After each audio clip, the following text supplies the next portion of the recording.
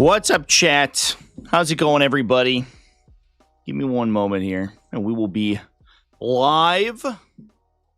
Big time. I have Knights shitting on me for 3 more months. Yeah, it's an interesting time to be a 40k player, chat.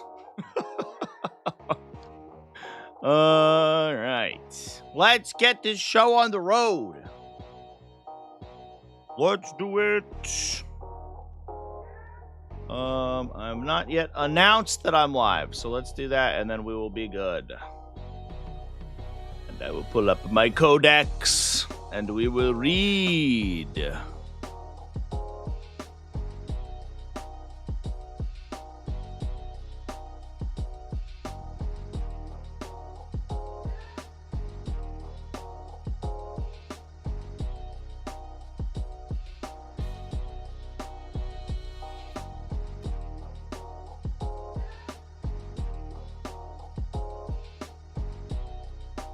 Okay, let's do this thing.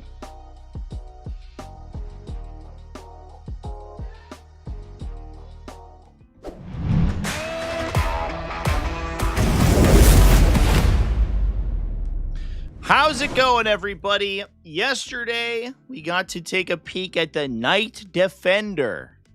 As people pointed out, about 3 hours after that stream turned off, not even, like 2 hours maybe, the entire Codex was spoiled. Unfortunately, for all you guys, I was in the middle of editing my Nova recap, and actually, as it was spoiled, I was live on Twitch. I was playing a game. So I did not get to immediately live stream everything, but we are here now. I unfortunately did get about 2 hours of sleep because I finished my Nova recap at about 7 a.m. and I was like, I'll get a good 2 hours, and then I put my alarm in, and then I slept through my alarm. So, but we are here now with this Knight's Codex, folks. Let's hop in and take a peek. Now, I've looked at most of this. I have not looked at the detachments beyond what was already leaked or given to us by Games Workshop, previewed, I should say. That's the correct word. So that I am going inside unseen, but the data sheets I did look at, and it seems pretty good so far. I think that there were tales, for example, of a destruction of Canis Rex. Doesn't seem like he's that bad. He even is almost in some instances better in non-Imperial or non-Knights list, which is interesting. I think I like that design space for him, but he doesn't do quite as much damage. But otherwise, a lot of the bondsman's abilities have shifted. Some of the Knights got new special rules, so things look pretty sweet. Now, the army ability we have already seen, because this was previewed on Warhammer Community a few scant days ago. At the end of the read mission objective step, so before you do anything in the game, you swear an oath. An oath consists of 2 parts, a deed and a quality. To determine the deed, you can randomly select one, which determines what you need to do to become honored. To determine quality, you can select one quality or randomly determine. The first time your selected deed is completed until the end of the battle, your army becomes honored. You get 2 CP. You get 3 CP if you randomly selected your deed or your quality. So the honored effect is only empowers your abilities and gives you additional command points. You gain the quality permanently. So cool. Fair enough. The important ones, I think, reroll 1 roll to hit and one wound roll. That's probably just going to be locked in 90% of the time. But also, +2 move and +1 to advance and charge. The deeds are a little bit more interesting. Start of the battle, determine a character to destroy. Does seem pretty good if your opponent has like forward operating characters, frontline characters. Controlling more objectives at the end of your opponent's turn, depending on your build, might be possible. And what it does do is it kind of forces them to fight you, which as a Knights player you probably enjoy quite a bit. So that might also be a big one to take. And then the other one is the number of units destroyed is greater than the battle round number. So if you kill 2 things top 2, you just immediately get it. Or excuse me, top 1. and you immediately get it, which may be possible. So it's that one. If you're like, I don't know, if it's an open board, you can shoot a bunch of stuff. You might just choose that one, and call it a day. Get it really early. We'll see. We'll see how things go. All right, let's move on. And somehow my gallery's not working today. Excuse me, slideshow. Can we work, please?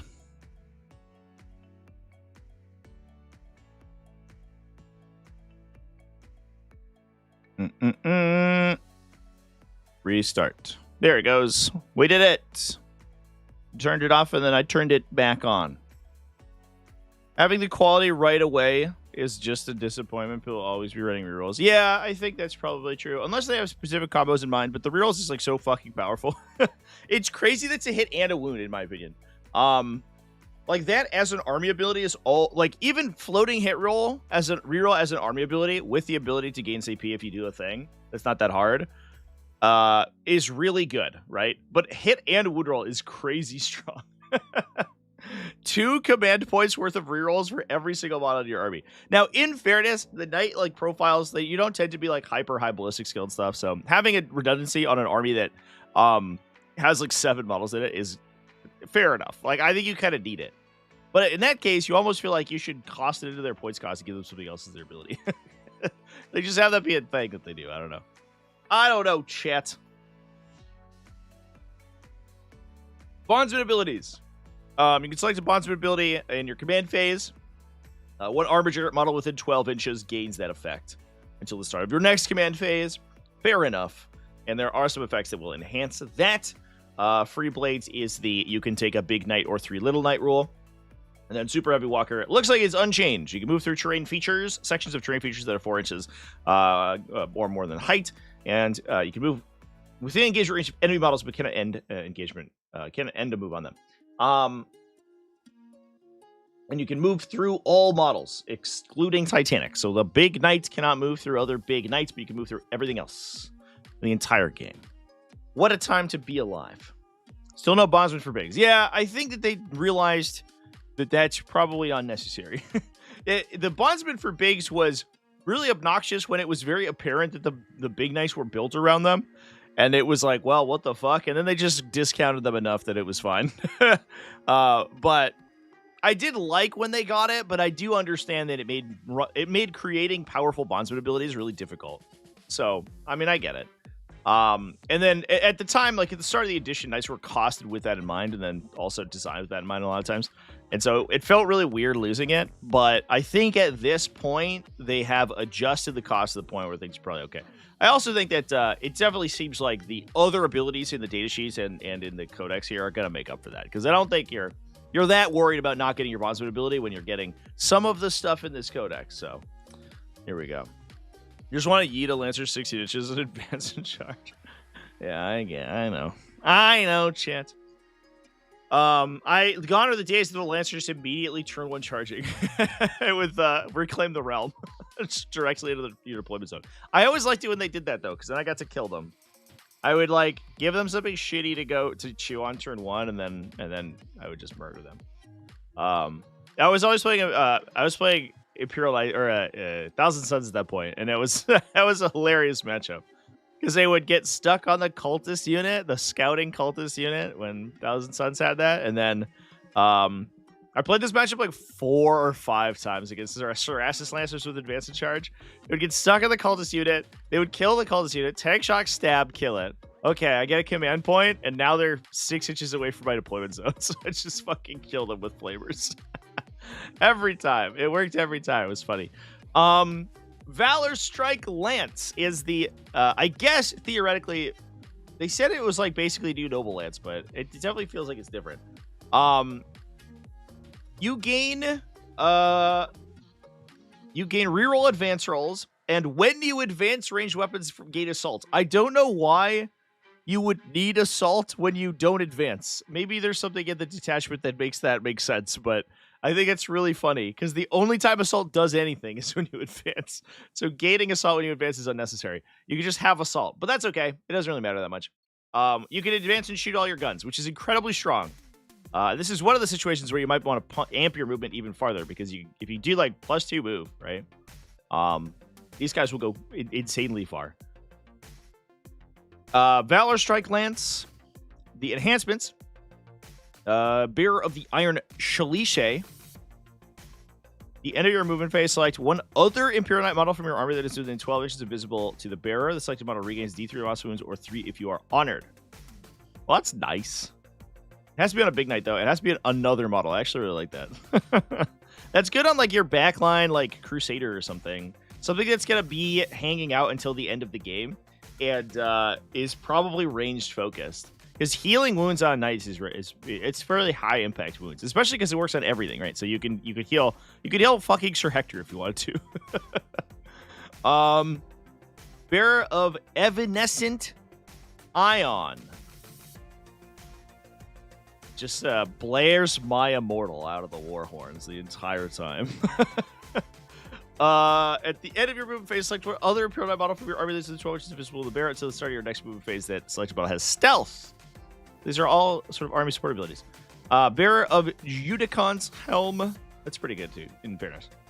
Especially because you can stick it on a bondsman, and you can also stick like -1 damage onto an Armiger. And so you could be -1 damage and stealth. So -1 to hit, -1 to damage. And a lot of things aren't going to kill that. That's actually really, that's neat. Bearer of the Judicon's Helm. Start of your shooting phase. Different from end of movement. So you can pick around rapid ingresses, I guess. Although it's end of your phase, you would just sequence anyway. That's really funny. There's like no difference there.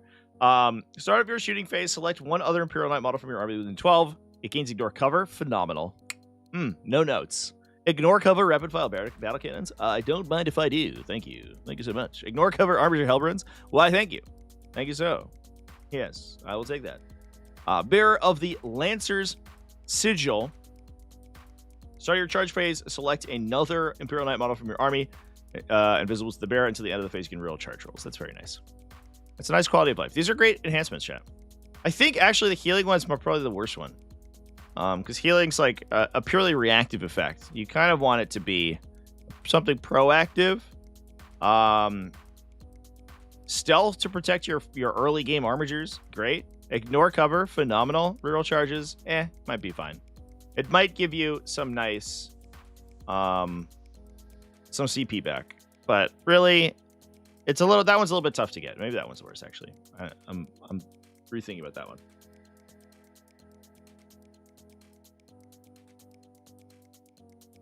All right.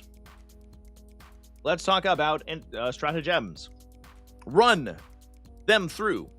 Up to 3 Imperial Knight models from your army that have charged this turn and are each within 9 inches of the same point on the battlefield.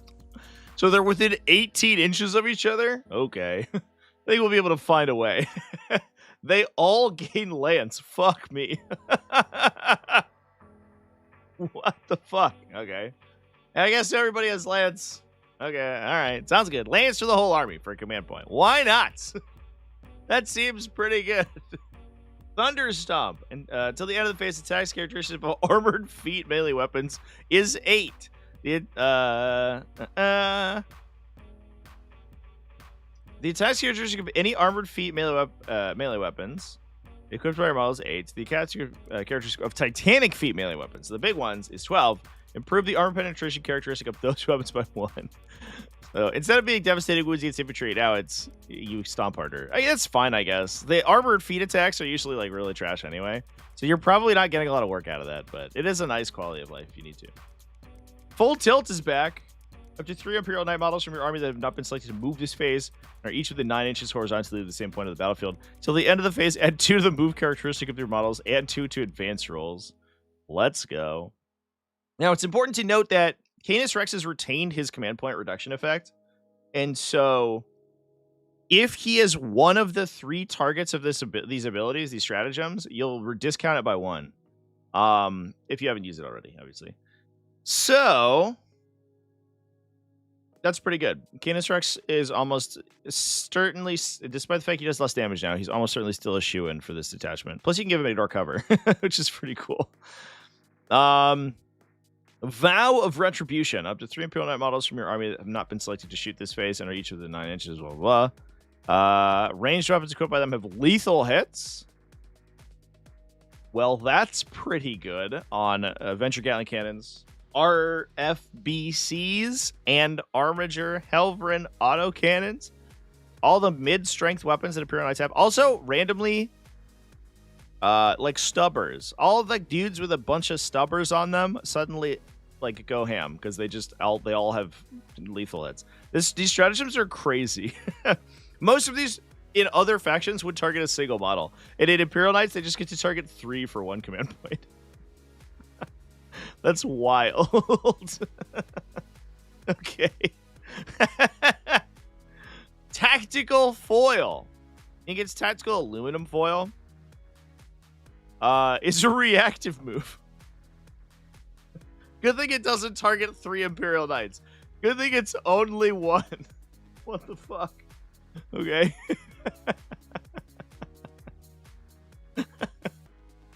Sure.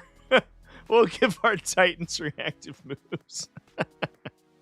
And rotate ion shells gives you 4+ invulnerable save. This attachment's insane. It's so strong. Holy shit. Okay. For 2 command points, I can give all of my guns lethal hits and all of my melee weapons lance. And then when I use a command point in your turn, I'll just reactive move my fucking Titan away so you can't charge him. My OC 8 Titan. Okay. That seems pretty good, chat. I don't know. We're one detachment in. I'm already feeling the power. I'm feeling it wash over me. It's getting hot in here. All the cogs of the steam from those night engines. They're really making me sweat.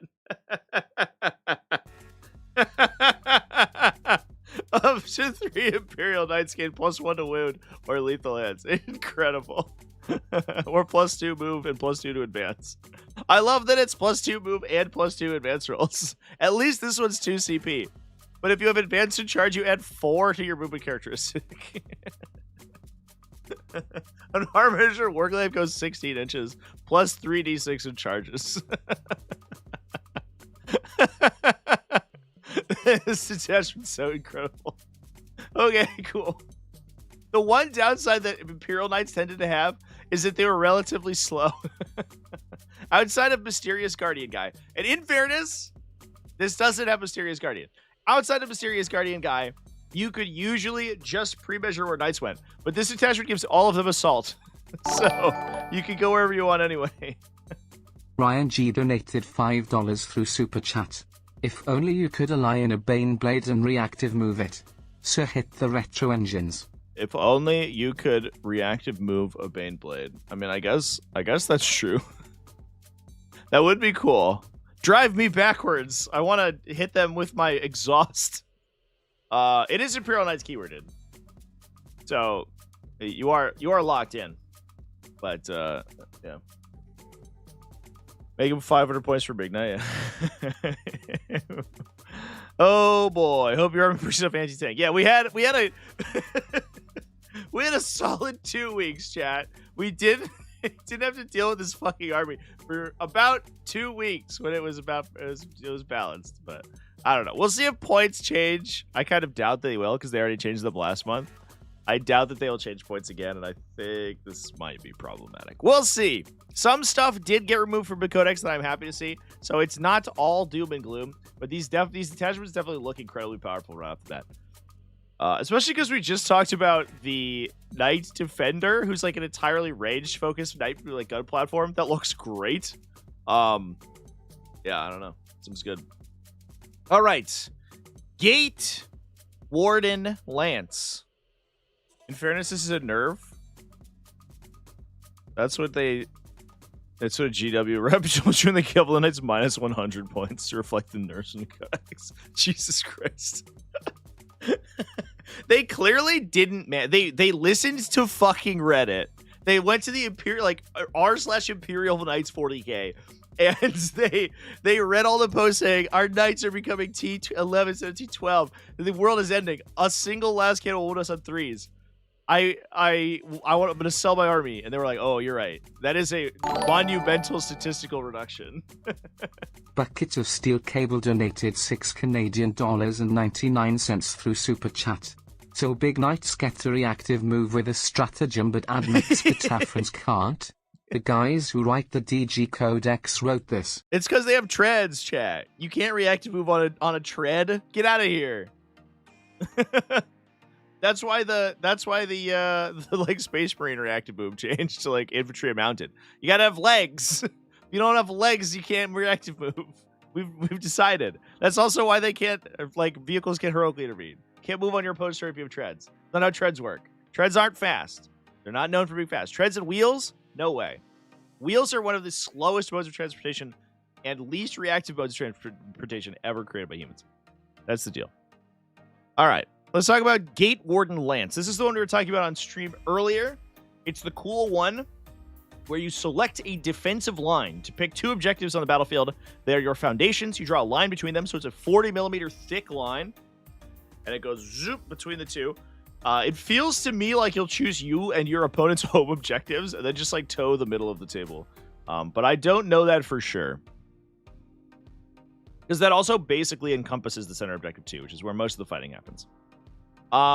Each model in your unit makes an attack that targets a visible enemy unit. You can ignore all any or all hit roll modifiers, and you can sustain hits 1. Ryan G donated $5 through Super Chat. Would you rather have 6 Zoans or Canis? According to Reddit, 6 Zoans of the world end as last cannons. Oh, definitely the Zoanthropes every time. I love my T5 4+ invuln save, no armor save boys. Certainly better than a knight. One of my opponents at Nova, I think, they were recalling one of their games to me, and they were like, oh man, I was playing at Subterranean style, it was brutal. Like, they could just bring up Zoanthropes anywhere, and they could come and shoot me. And I was like, you're playing knights, though, so, like, I think you'll be okay. I think you'll find a way to win that matchup. And I was like, did you win? Like, yeah. And I was like, yeah, it's okay. You can let them pop up and shoot you with their little guns, and they will do 10 damage, and then you will wipe the entire unit out in a single activation. Fucking trash-ass Zoanthropes. They're so bad. Oh, man. Thank you for the super chat again, Ryan. Appreciate that, bud. Poor Zoanthropes. How far the mighty have fallen. Remember when knights would cower in fear of a fucking warp blast? When they would be like, here's 12 mortal wounds. No saves allowed. Just eat the damage directly to your hull. Crescent exposed brain. All right. Sustain hits 1 and ignore modifiers and hit rolls while you're touching your defensive line. Enhancements, Acquisitor-at-Arms. When you bondsman a Armiger, you give your OC to the Armiger as long as there's no enemies on your defensive line. This only works if you haven't chosen your opponent's home objective as the defensive line. Because otherwise they'll just put a dude on it and you'll lose this ability entirely. For the entire game. So this one, it feels it's very powerful. Potentially your bondsman can be like OC 14 or whatever. But the times at which your opponent can deny this from happening is pretty common. So I don't know if I like that. Purgation's Hand. Each time you make a melee attack, if you're on the defensive line, reroll hit and wound rolls with 1. Phenomenal. Incredible. A Gallant is going to have a grand old time hitting and wounding everything on 2s and rerolling 1s. That's an incredibly powerful enhancement. We love to see it. Augury Halo. While you're on defensive line, you can ignore cover. Ignore cover, good. Sick. And Vengeful Tread gives you tank shock for free, that's all right. A little bit of overlap between Purgation's Hand and Vengeful Tread, I think, because you don't usually want to like double up on your melee knights. I think you want 1. And then you want the other knights to either be well-rounded or to be range-focused. And having 2 melee stratagems makes things a little bit tough. But you could even put the rerolls onto like your more range-focused knight and then just use if it has 1 melee weapon, use that to shore up its melee profile. I don't know. Or vice versa. Stratagems. Drive them out. 1 CP. What it looks like to me. By the way, chat, all of these pictures were taken in a bubble bath, so we may get some incredibly gnarly pictures of a man's feet. I don't know which man they belong to, But enjoy that. Also, some of them look like the Codex is in the bubble bath. So this might be a very wet Codex that we are reading right now. A nice moist Codex, if you will. 5 critical hits when you target an enemy on your defensive line. Solid. Lance Breaker. In fight phase, after you have selected your targets, for a knight unit in your army that was after your opponent has selected its targets, when you're selected as target of the attacks, if you are on the defensive line, if the strength characteristic of the attack is greater than the toughness characteristic of your unit, subtract 1 from the wound roll. Phenomenal strat, because most like big for heavy anti-armor melee weapons, like from other super heavies, for example, monsters, vehicles, are going to be strength 12 to 14. So you're going to be gaining -1 to be wounded on those. That's a huge statistical improvement for these. It does require that you have to be in a particular position on the battlefield in order to do that, which means your opponent's charges might be easier, but this is a big improvement on your defenses. Steadfast Superiority. In the fight phase, a knight from your army within engaged range of an enemy unit that is on your defensive line has not been selected to fight. You can reroll hit rolls with it. Phenomenal. Very good. I like that this is a very redundant detachment. As long as you're on the defensive line, as long as you're doing the one thing it wants you to, you have the buffs you can gain are enormous. Absolutely huge. You'll know they're my feet. I don't own a 40k Codex yet. I never have. That's not true. I have in previous editions, but not since 8th. I have not owned a Codex. That might change though, because I really want the app. I want the little app, but they're so expensive and there's so many of them. It's in a bathtub because the author's mouth needs to be scrubbed out with soap. How dare you say such things? Army-wide assault, and you can give lethal hits to 3 units. How fucking dare you? You piece of shit. Marshal the defense. Your movement phase. Up to 2 Imperial Knight units from your... Why is it 2?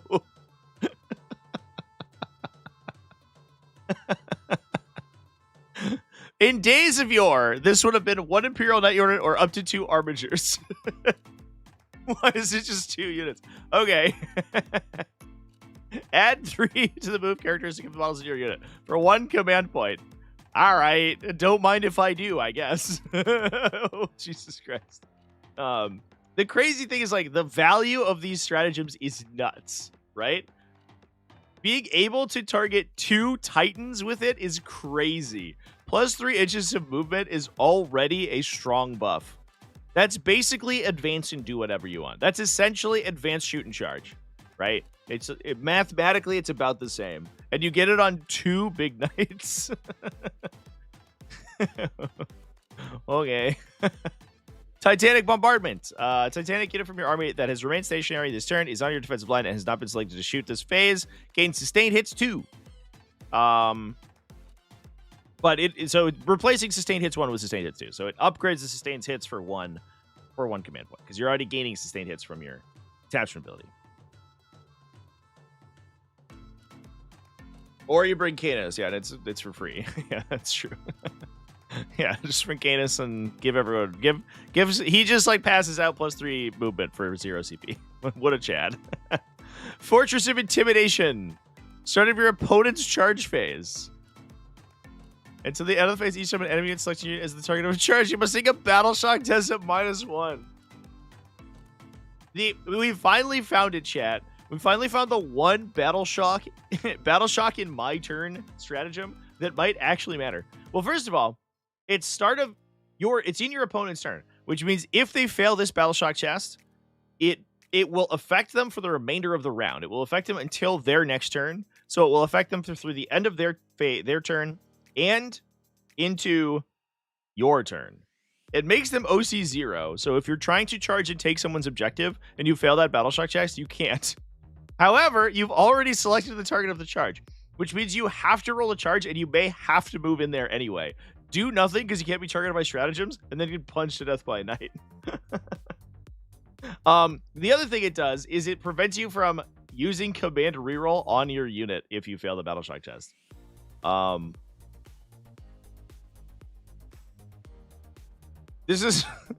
This stratagem, it's not going to be used every game. This stratagem is going to fuck some people over super hard. Super duper hard. They're going to come out of reserve with all their guys, and they're like, all right, buddy, here we go. And they're going to be like, Fortress of Intimidation. I'll battle shock half the units that are charging, and 2 of them will fail. And then you won't be able to reroll with them. At least, like, it lets you, like, set up your charge. If you have, like, charge phase stratagems, you can set them up first anyway. But it stops you from doing, like, stratagems after you've resolved the charge. So you can't do tank shock or anything. And then you can't buff yourself in melee either. One of the few good battle shock strats, yeah, for sure. Interesting. That's a unironically pretty solid stratagem. If my opponent was charging me with 2 units and they're both really powerful, I would almost certainly use this. Although then you're not using -1 to be wounded, so I guess it depends on what's charging me. If it's like low strength, I would for sure, because usually low strength stuff needs to use strats like Honor the Chapter to buff itself to kill me, and if I battle shock them, they can't do that. They might fail the charge, and then they can't buff their melee attack. So that would like potentially be game losing if they fail that battle shock.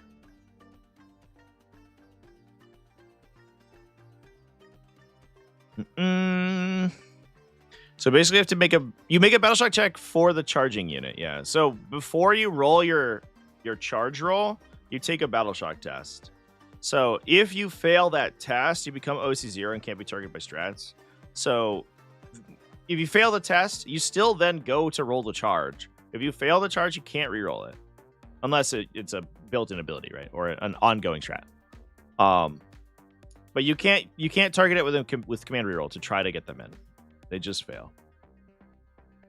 Is -1 to wound only 1 CP? It is, yeah. It's -1 to wound for big stuff. It's not -1 to wound for little stuff. So like the units that are like a trillion strength 6 attacks with +1 to wound or whatever, you know. Like I was playing in my Salamanders list. I was playing like a Blade Guard veteran squad with Adrax. They were all like strength 5, and they would go in, get +1 to wound, and then full reroll. Those units are fine. They're not going to get fucked over. It's just the big stompy idiots. Like, you know, I don't know, fucking Greater Demons and other knights. It's also fight phase only. It doesn't work on guns. Seems reasonable since Star Shatter -1 to wound is 2, but it works on ranged attacks. This is melee only. It's a very different stratagem. And it's not like I don't think we're saying that Star Shatter Arsenal is too weak. Poor Star Shatter Arsenal. We go over the main army roll. Yeah, we did it about, I don't know, 10, 15 minutes ago. You could scroll back in the stream to the beginning. We already went through the army roll.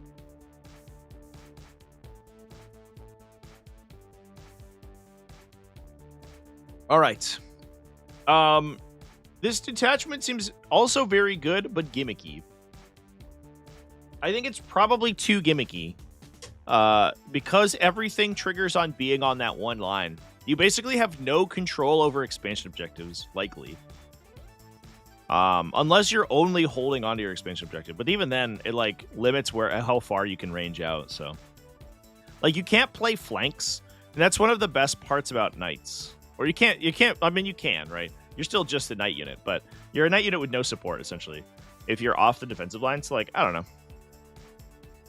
I don't think this is gonna be. I think this is gonna be cool. I think somebody's gonna like have fun with it, but this doesn't feel to me like it's crazy strong. The ability you get is really powerful though. Ignore modifiers to hit, which is big for knights because knights are almost universally weapon skill 3. So if they -1 to hit is like a big impact on them. Ignore modifiers to hit is huge, and sustained hits 1 is also huge. But it requires you to do so much, and I have a suspicion that it's too much, but I don't know that for sure. All right. Questoris Companions. This is the one that gives you extra oaths, extra chivalric oaths. Let's go. Detachment rules Heroes of Legend. At the start of your turn, if your current oath is fulfilled, determine an additional oath, with the exception that you can't select a deed or quality you've already selected. If you cannot determine an additional oath because you already selected each deed equality, do not determine an additional oath. The qualities from oaths you have fulfilled continue to apply all models in your army with Coach of Valor ability. When the deed is completed, when a deed for an additional oath is completed, you instead gain 1 CP, regardless of how you selected the deed or quality. So you get a lesser oath, but you gained new army abilities. At the start of your turn, each time your deed is fulfilled. And I believe that deeds still just honor at the start of your command phase.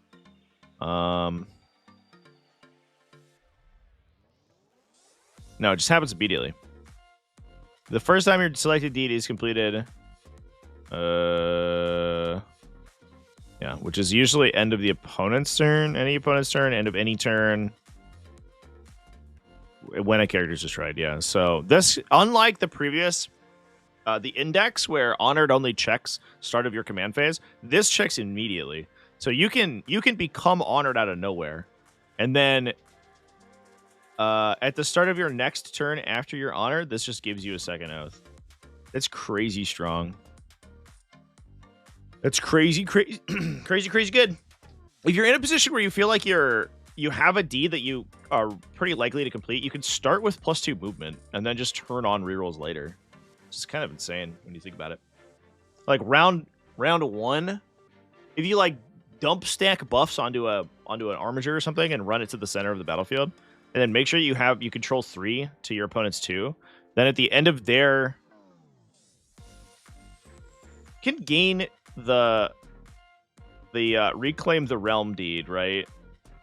At the end of any turn. It's not any turn like beyond the first or whatever. So like, if you just run and hold 3 objectives and force your opponent into the fight, you deed at bottom 1. If your opponent doesn't immediately meet Armigers in the middle. So if you like dump a bunch of buffs into Armigers and you just put 12 or 18 OC in the middle, or a big knight, I don't know, fuck it, whatever. And you could just complete this immediately. So you could do +2 move, +1 advance to charge, just run to center, like run it down mid, then try to score this at the end of 1, and then turn this on. And then you have both abilities for the entire game. That's so spooky. Fuck me. Jesus. Oh, I'm scared, chat. I'm scared. Please don't hurt me. All right. Little ability but enhancements, and enhancements shown on the right can become expended. So we talked about this wording on the live stream earlier.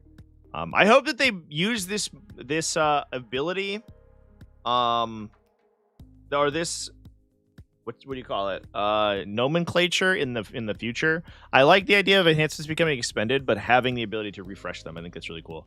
Like imagine, let's say at some point in the future, 11th edition, we have a detachment that's just like all the enhancements are really good. They can be expended, but you can refresh them with like a stratagem or something. Or like, what if we templated this and said it works on any ability? Any ability can become expended, and then there are ways to refresh them, right? So like all of the once per games off of Adeptus Custodes, if like those we use the expended nomenclature, and then we say that Gilded Champion refreshes an expended ability.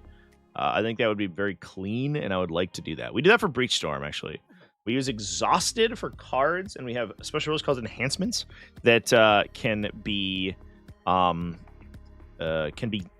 and deactivated. And they actually have a stat card in that game. You actually have a check mark to determine whether or not it's active or not. So we have a little place where you can indicate whether you've used that ability. And we do that to like note ongoing stuff, and then also like once per game use stuff as well. If you complete your quest, does that affect all units or only one? I'm not sure I understand the ability. I'm not sure I understand the question. You complete the quest, the army becomes honored. So everybody gets it. It's not just the guy who did the thing. It's the entire army. The O's are for your whole army. They're not for individual units. So everyone in the army gets this ability, and everyone in the army gets honored if they do this. If any one of them does this. That's how it works.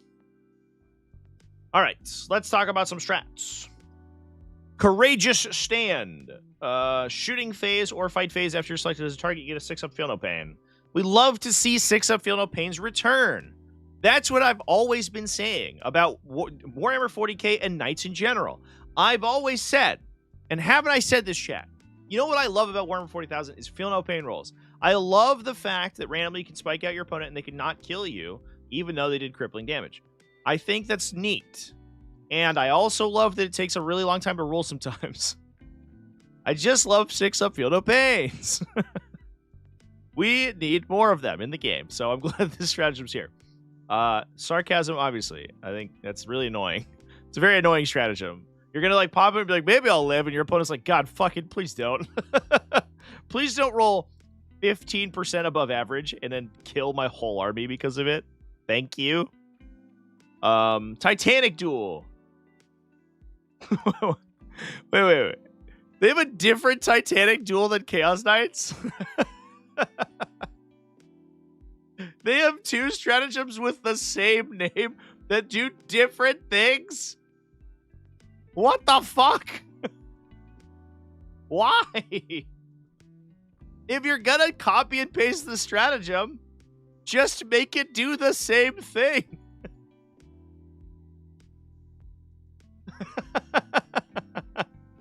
Why? Why are they like this, chat? Why are they so allergic to templating their rules? We can print 17 trillion copies of Armor of Contempt, but any duplication of Titanic Duel, nah, has to do a different thing. Get fucked. This one's also, it's like weirdly a side grade. It's +1 to hit and wound against Monster, Titanic, or Walker. And also, it doesn't choose. So you're not dueling. You're just buffing yourself against every one of them. At least the Chaos Knights when you have to pick a guy and fight him. That's stupid. That makes me mad. That makes me angry on a philosophical level. My core values have been shaken. Oh my god. At least just copy it. Yeah, like with the new Space Marine stuff. Yeah, where they just take stratagems from other people. Yeah, at least just fucking copy and paste it. That's bizarre. That's so weird. All right, well, that makes me upset. Now I'm mad. That's not the first time it's happened in this edition, right? I think it's happened before. Where they just take the same name. But it is annoying. Because for sure somebody's going to be like, oh, sick, I have Titanic Duel in my faction. And I've played Chaos Knights. I know what that is. And then they just forget that it's not rerolls. It's +1 to hit and wound. Which is like probably a side grade from full hit and wound rerolls against Titanic, right? But it's a little different, I guess, because like the reroll once the hit and wound is actually sick into monsters and vehicles for Chaos Knights because they attack a trillion times, so it's like a lot of value. But Imperial Knights don't do that quite as much, so the +1 to hit and wound makes more sense. That's nuts on a Castellan or Valiant if you split fire. Yeah, for sure. Yeah, the fact that it affects all of them is wild. Also, it doesn't work on tanks. so like the Chaos Knights one works on land raiders, but this one doesn't. Imperial Knights like eat your heart out. I feel targeted though. That affects only monsters, not all vehicles. It's so weird. Oh man. It's hard to hit tanks. They're too short. A tank is not a worthy opponent, chat. What does it have? A laser destroyer? Get the fuck out of here. That's nothing. That's nothing to me. I'm a mighty walker. Moment of glory.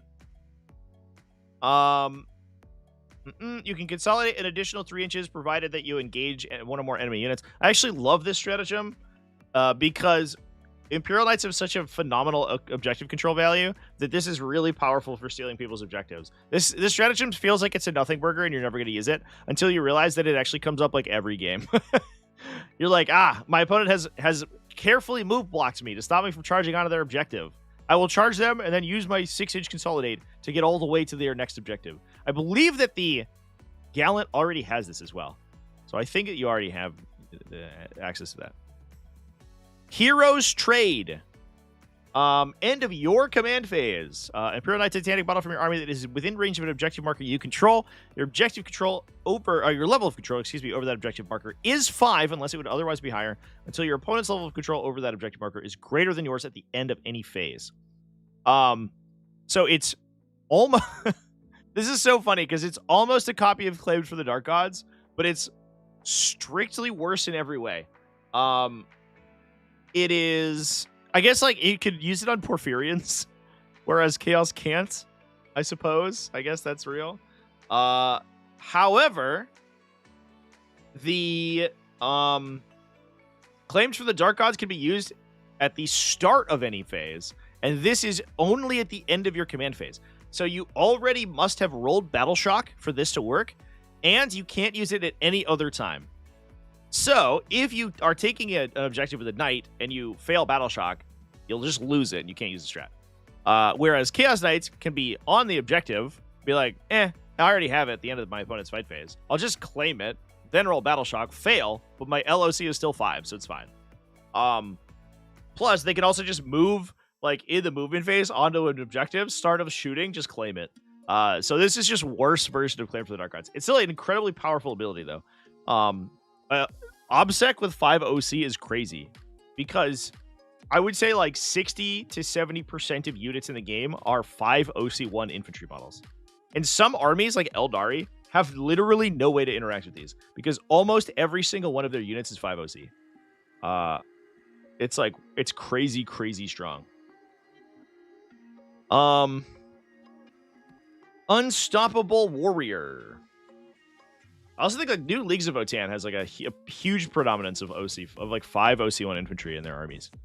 That's what I've noticed about them too, because I played a bunch of games with Chaos Demons against them, and their entire army was like 5 OC, and they couldn't take objectives from me. They could only contest, and that stratagem is going to be a problem for them. I think Votann need to go back to playing 3x3 Hernkin Pioneers to take these objectives.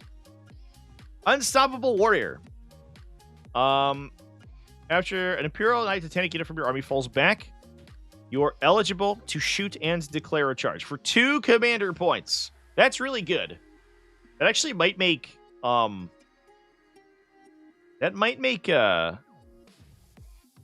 do you call them? Valiant's good. I just played against a Valiant last night, chat, and I believe I only won the game because I kept tagging it with random shit, with like Infernus Marines and Impulsors and a Razorback at one point, and it would just kill that unit, but then stand there for a turn. I think if it could fall back and just go onto an objective charge, I think I would have lost immediately.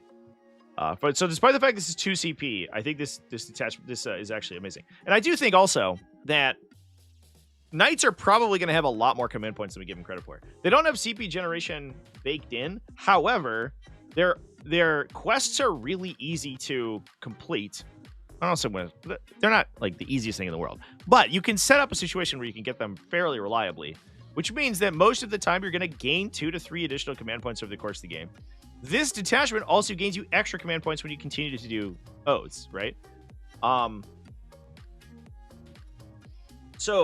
you continue to do deeds. So like, you're gonna gain 2 CP like out of the gate, right? And then I think you're probably gonna gain an additional 1 over the course.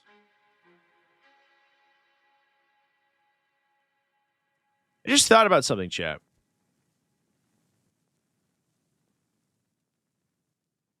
If you gain Lay Low the Tyrant,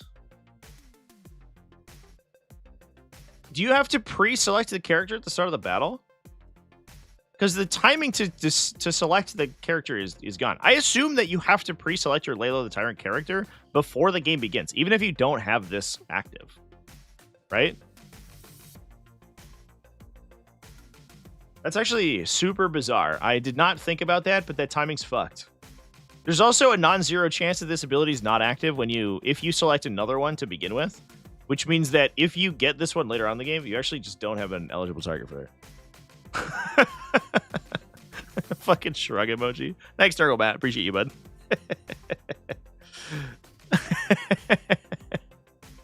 At least we have fire dragons. Indeed.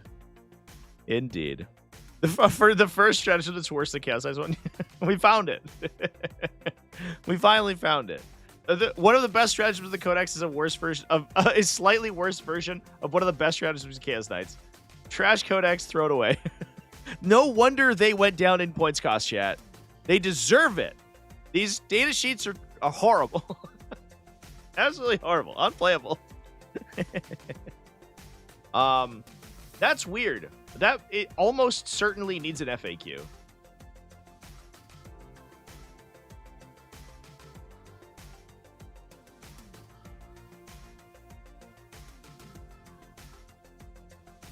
Yeah. Almost certainly needs an FAQ. I have no idea how that's meant to work. I assume that you have to pre-select your character at the start. Yeah, it doesn't say anything about decisions made. So that's weird, you know, bizarre.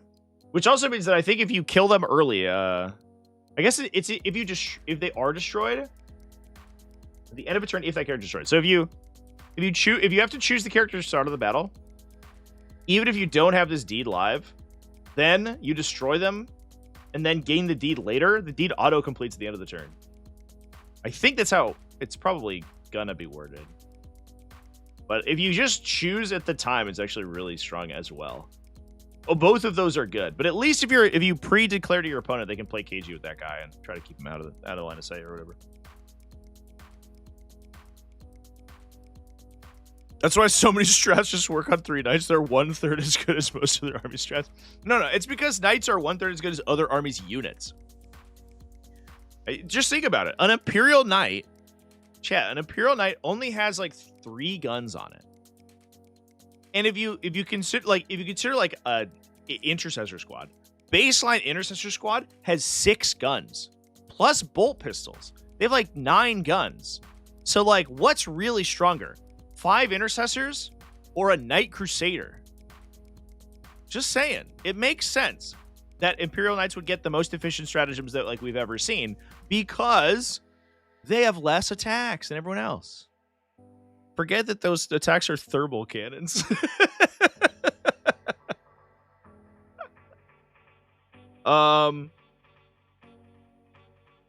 Oh, I know that these are taking a bathtub, chat. Oh, I'm aware. Oh, I know. All right. Unstoppable Warrior, 2 CP, fall back and do stuff. Great strat. We love to see it. It's wild that they were like, all right, let's hold back on this one utility strat that you will not use in every situation, but it is powerful when you use it. That one will be 2. Plus 3 inches of movement for 2 knights is 1. Okay, sure. All right. Driven by the past. More like driven past my opponent's front line directly onto their home objective. In your charge phase, the best timing for this ability, because you get to see what your entire army does before you declare it. An Imperial Knight Titanic unit from your army can advance and charge. Let's fucking go. I think this is the best detachment. Oh, we didn't even talk about the enhancements. We just talked about the stratagems. And I think this one is the best one. I'm certainly open to be proven wrong in this one, but this one feels... I guess the assault one's like kind of nuts. The assault one is actually probably better. But this one's a close second, right? Let's talk about enhancements. I forgot to talk about enhancements. Herald of Triumph. Not get my camera in the way. The bearer ends a charge move. You can use the enhancement. It becomes expended. Everyone takes a Battleshock check. Whatever. Who gives a shit? Wormslayer Divination. Everyone takes a Battleshock check so they can immediately become on Battleshock next turn. Cool. Or be dead because I just charged them with an Imperial Knight. Wormslayer Divination. In your shooting phase, when the bearer is selected to shoot, you can use the enhancement. It becomes expended until the end of the phase. Each time you attack a target unit with fly, you can reroll hits. Okay. It's kind of narrow use case. It's very meta dependent. Is Thousand Suns fucking you up? Just give reroll hits against Magnus Thread. In other situations, I don't know, get fucked. Pennant of Silvered Fury. You can expend to gain sustained hits too. Phenomenal. That one's very good. You just become a little baby Rage Field Warrior. Except your sustained hits too are on Reaper Chainswords. You sustain 2 additional 6 damage melee attacks. Let's go. Crushing Condemnation. When you're selected to fight after resolving your attacks, If one or more units were destroyed, you can use the enhancement. It becomes expended. Select one enemy unit within, not within engagement range of any units from your army. Within 12 inches invisible, you grenade them. You pick up an enemy and throw it at them. Best stratagem in Warhammer 40k. It's back, chat. This used to be a strat in the 8th edition. It's fucking back. This is great. It's not even that good, but I love it. You can cast Wreckage and Ruin towards yet another foe. I love the idea that this is a unit enhancement. Only one guy knows how to do it. There's one Knight pilot in the entire Imperium that can pick up a thing and throw it at someone. The Throne Mechanicum is a fickle mistress. It's a difficult contraption to learn. The exact mechanics of using your fingies to pick a thing up and then throw it with your little tiny knight arm is very difficult. So only one guy knows how to do it. But that guy, he's important. He's a particular hero. The Yeetus Deletus. Absolutely insane. I love it. I would take this enhancement every time. It's just for the fucking memes. I want to shoot like an opposing knight down to 1, kill another knight in melee, and then throw it at the other knight and kill it. Just kill it with the head of his friend. Just to style on my opponent. I would deliberately stop shooting at it so I could kill it with this fucking strat. The Throne Mechanicum, more like the Throwing Mechanicum. This is the greatest strat I've ever seen in my fucking life. Incredible. All right, enhancement, excuse me. Enhancement. I love it. You get a little grenade. It's just a grenade. You can throw a Land Raider at someone and it's a grenade. That's so sick. These strats are not good. This one's good. These ones are bad. This one's a meme. All right. Enhancements, mid. Stratagems, great. And army ability, phenomenal. Or detachment ability. We love grenades. We love grenades in this house. Spearhead-At-Arms. The Armiger-focused detachment. Each time a model from your army uses its bondsman ability. If no other model from your army has used that bondsman ability this turn, you can select up to 3 friendly Armiger models. Oh, that's cool. So you can triple out your bondsmans, but you can't do 6 of the same bondsman ability. Otherwise, you are locked to 4 of that bondsman ability. That's still really strong, but you can't spam 1 bondsman and then do it to the whole army, which I think was a problem in 9th. I think that created a lot of weird situations in 9th edition because the Imperial Knights Codex in 9th edition was fucking hard to kill. It didn't see enough play. There were some Knight builds in 9th edition that were fucking nuts, and it was a little bit of like an AdMech situation where not many people played them very competitively, so not many people got to see like how powerful the Codex could be. But you had army-wide. It was like army-wide -1 damage and trans hitman, so you could only be hit on 4s, and like no rerolls to hit in melee. It was wild. And a lot of it was because of like duplicated bondsmans. I think they've learned their lesson, but still getting 3 things like -1 damage is crazy strong. Because the defender has that as its bondsman now. The bondsman abilities in general as well. We haven't talked about the data sheets yet, but the bondsman abilities, I will warn you, are much stronger than they were in the index. So I think they realize that like because they're not affecting the big knights, they can make them stronger. So almost all the bondsman abilities have essentially doubled in power. So duplicating your bondsman 2 additional times is crazy good. While you're honored, you also extend the range of bondsman to 15 inches rather than 12. And your armors just gain battle line. I think, well, this is going to be great. We're starting strong. So let's go.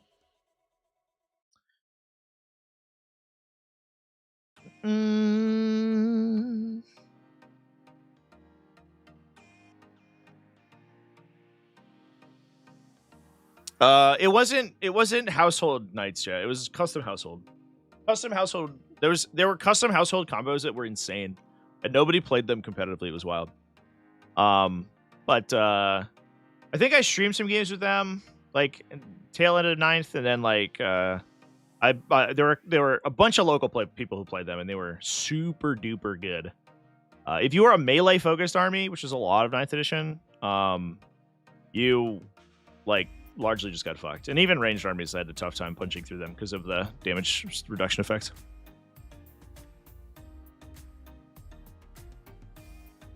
All right. Mentor's Pride is the first enhancement. While 2 or more bondsman models are under the effects of the various bondsman ability, each time one of those armature models makes an attack, you roll a hit roll of 1. Okay. So it just stacks reroll hits of 1 on top of his bondsman. But I guess you also have to keep him near 2 armigers every turn, which is not that hard. So towards the late game, it'll peter out, but like that's fine. At that point, you've already gotten your value out of it anyway. That's a phenomenal enhancement. That's really good. Fables of Nightmare. Jesus. Tell your kids about the scary armature under the bed. While 2 or more armature models are under the effects of the bearer's bondsman ability, melee weapons equipped with those armature models have precision. Alright, I guess. Tales of Heroism. Same deal, but ignore modifiers to hit and wound rolls. Solid. Martial Tuition, same deal, but one of your armatures gets interrupt for free. It's an interrupt with a Warglaive, though. The reroll hit rolls of 1 is great. The other ones are like, ignore modifiers, I guess. But also, you can't stack these, right? So it's like, okay. Yeah, I don't know. There's one phenomenal enhancement here, and then the other ones are fringe, I guess. Ignore modifiers is probably fine. But it is only hit and wound roll modifiers. You still get hit by Armor of Contempt and stuff. Virtue of Courage. Ryan G donated $2 through Super Chat. Strat should be renamed Tales of Belial. Tales of Belial? Yeah. But only if it gives your melee weapons precision, hits, critical hits, targeting an enemy on objective on a Tuesday while the sun is out, gain precision. And also you suck at the same time. We would never see a Belial in this codex. This Belial's bad, and this codex is good. I've yet to see any abilities that I think are... I've yet to see any, I guess, like, detachments that I think are just not good. This codex is basically pure fire the whole time, the whole way through. You can play almost any of these and feel pretty good about it. Virtue of Courage is the first stratagem. One armature model from your army or a Titanic model from your army and one or more armatures affected by the model's bondsman ability. I think all of them do that. Not Duty Be Your Shield. But all the other ones do. So you basically like... You make a link, right, between your knight and your armiger. Between your knight and all of their armigers. Fuck me. Holy shit. We thought that selecting 3 things was bad. What about fucking 4? Wait. All of these can target 4 units? 1 knight and 3 armigers? What the fuck? Why is this the most command point efficient army in the entire game? You think it's Ultramarines? You think fucking Gilliman's good at logistics? Eat your heart out, you big Primarch piece of trash. You should learn logistics from the Knight households. Holy crap. The Codex... I don't know. The Codex... like Imperial Knights supports this action. Oh man, that's crazy. That's so strong. Jesus, it's super flammable but busted as hell. Yeah, like these effects would be cool if they affected like. Oh, I could target up to 4 units if they were all 5-model Drukhari Cabalite Warrior squads. You know what I mean? It's like, sick. I pay a CP and all my MSU gets good. You're affecting Titanic Walkers. this one for one command point, you get to give an ability to legitimately 50% of your army. This is crazy. Like, I don't even know what they do. I don't know what they do to even make this okay. like what? Do they have to rewrite this codex? If I was a knight player, I would be fucking terrified. I would enjoy my like 2 months of being insanely overpowered, and then I would just resign my faction to be dumpstered until 11th edition. This is wild, dude. That's insanity. This one's +1 to hit. Select an enemy unit. Each time one of your armor models makes an attack. Oh, okay. Well, so I guess in fairness, these don't affect the knight themselves. They affect the armigers. It just is you target the knight and it broadcasts all the armigers that he's bondsman. So I guess in fairness, this is only 25% of your army with one effect. So there's that, I suppose. The big knight doesn't get the ability, but it's still 3 units you're selecting with a stratagem. That's wild. That's wild and crazy. So this one's +1 to hit against a target. Importantly, unlike Squire's Duty, it doesn't require that you shoot that target, right? You just have the bonus if you want it. Great. What a great strat. Exemplar's Wisdom. +1 AP until an enemy unit hit by a Titanic unit and stuff. Oh, this is fight phase. Okay, +1 hit in the fight phase. I understood. +1 hit in the fight phase. This one is when you shoot an enemy, all of your bondsman armigers gain +1 AP against it. Extremely strong. That's phenomenally powerful. We can get Armiger Helverins very easily to AP 3. Why the fuck not? Sure. Or in the other detachment, we just give all of them lethal hits. Mantle of the Mentor. You broadcast out, fall back, and shoot to all of your armigers. Very good. Thin their ranks. All of your ranged weapons have rapid fire 1. So if you get a Warglaive within 6 inches of your opponent, they shoot 5 melta shots. Sure. Okay. That might as well be the case. Let duty be your shield. An armiger unit can gain armor of contempt. That's fine. Armigers usually fall back on their on their invuln save anyway against high AP enemy attacks. So this is usually not of a huge value, and armigers aren't that great. So they're not wildly defensive. So that's okay. It's going to be good against like the mass AP1 that sometimes kills them. Like mass strength 5 AP1 or AP2. AOC against that's really strong. It's also shooting phase only randomly. So you can't do it against melee. Interesting. Squires of the Hunt. 1 armiger model from your army. Or a Titanic model that has you bondsman. Each of your armigers that is within 9 inches of a battlefield edge can be placed in a strategic reserve. Okay.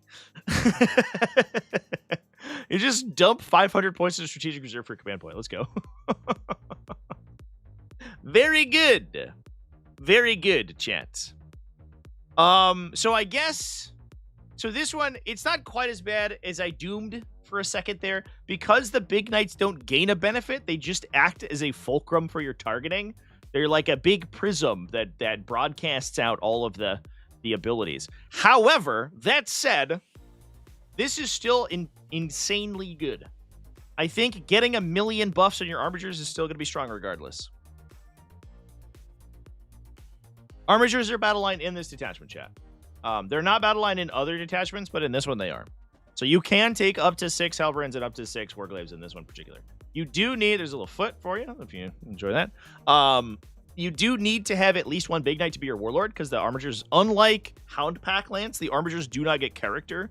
So the rigid command structure of Imperial Knights is too secure.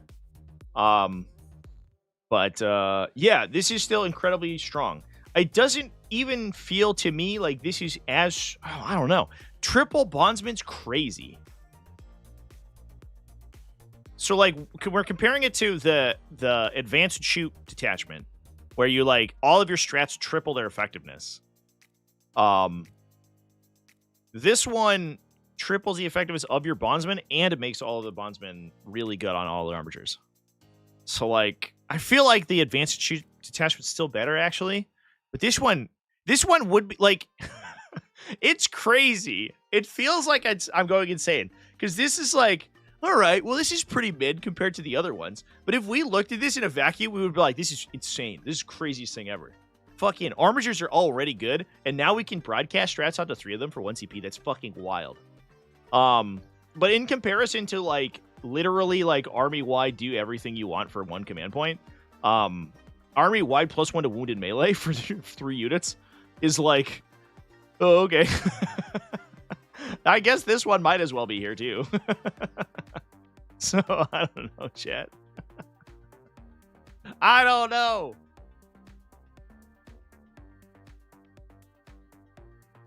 Wild. What a time to be alive. Drakari paid 2 CP to give 1 unit sustained or lethal. Yeah, dude. Yeah. Don't compare your strats to these. Down that road lies madness. Let's talk about some data sheets. Oh, man. Imagine somebody telling somebody 6 months ago about this detachment. Well, 6 months ago, we were being run over by Gladius Task Force Ultramarines. I think we would be like, yeah, that might as well be the case. Ultramarines play with 25 CP every turn, every game, so, like, it's fine. They will literally use all the Gladius Task Force strats every time they can and still end the game with more CP than they had to start with. So I think I would believe it. I would believe it. And then 2 months after that, like 3 months after that, we got the Death Guard Codex. Like, all right, well, you know what? Fair enough. I see. All right. Knight Castellan. So it has, I believe that it has traded one of its abilities. So it retains the Armiger cover thing. Ion Aegis, so give Armigers cover around it, which is sweet. And it gains reroll damage against monsters and vehicles. I think that it used to do that against Titanic only. Oh no, it was reroll 1s for against monsters and vehicles. Reroll damage rolls of 1, which is not a very good ability because it doesn't happen that often. Reroll damage rolls all the time is great. The weird part though is that like 80% of its guns are flat damage. Well, I guess that's not true. It's just the Siegebreaker cannons and the plasma gun. But everything else is random. So I guess it is effective ability because it has the twin melting guns on it. But this is like, you basically lock yourself into Shieldbreaker missiles here. They're incredibly... I guess the Siegebreaker cannon always have twin linked. It did. Yeah, so that hasn't changed at all. The Siegebreaker cannon profile is like really not very exciting. I don't know why it's strength 6 AP 0-1 damage. In the comparison to the AP6 anti-Titanic devastating D6 +1 damage missile launcher, the Siegebreaker cannon looks really dumb. So I don't know. You just take more Shieldbreaker missiles, I think, on your shoulder mount hard points, because they also get affected by the data shoot ability. Knight Castellan seems fine, especially when it advances and shoots. That's pretty good. Valiant. So the Valiant also has Ion Aegis. I don't remember if it did that previously. It did, so it retains that. It also used to force enemies to take battle shock checks which nobody gave a shit about. It was a bad ability, nobody cared. Now it has this absolute fucking Chad ability right here. This ability is cool as hell. It's not super powerful, but it is sick. Each time you select a target for this model's Thunder Coil Harpoon, roll a d6 for the target unit and a d6 for each other enemy unit within 6 inches of the target. On a 4+, the unit being rolled for is struck by arcing energies. After resolving all this model's attacks against the target unit, each unit struck by arcing energies suffers D3 mortal wounds. So it's the same effect as Malevolent Arcing and as Struck by Spores, the Plague Burst Crawler effect, where when you select something as a target, it pulses all of... what's interesting is it doesn't require you to hit. You just roll. It just happens. So that's cool. But it pulses mortal wounds to everybody nearby, which is sweet. It's 6 inches, so it's a huge aura to broadcast mortal wounds, and it's a 4+, so it's a fairly high reliability, right? 50-50, that you're gonna deal mortal wounds to everything within 6. The downside is that it's on a Thunder Coil Harpoon, which is a 12-inch range gun. It attacks D3 times, which I think is new. It used to be 1. Yeah, it used to be 1 at 18, and now it's 12 inches, but shoots D3. Was it 1 at 18? Was it really 18-inch range? That's wild. I actually didn't know that. I thought it was 12. Weird. Doesn't matter. So it's only 12-inch range. It shoots a bunch of times, though, which is cool. Strength 24, AP 6, 10 damage. Used to be 12, so it went down, but there's a 50-50 chance the thing you're shooting at takes 2 damage anyway. So it's kind of the same. And it has Blast Devastating.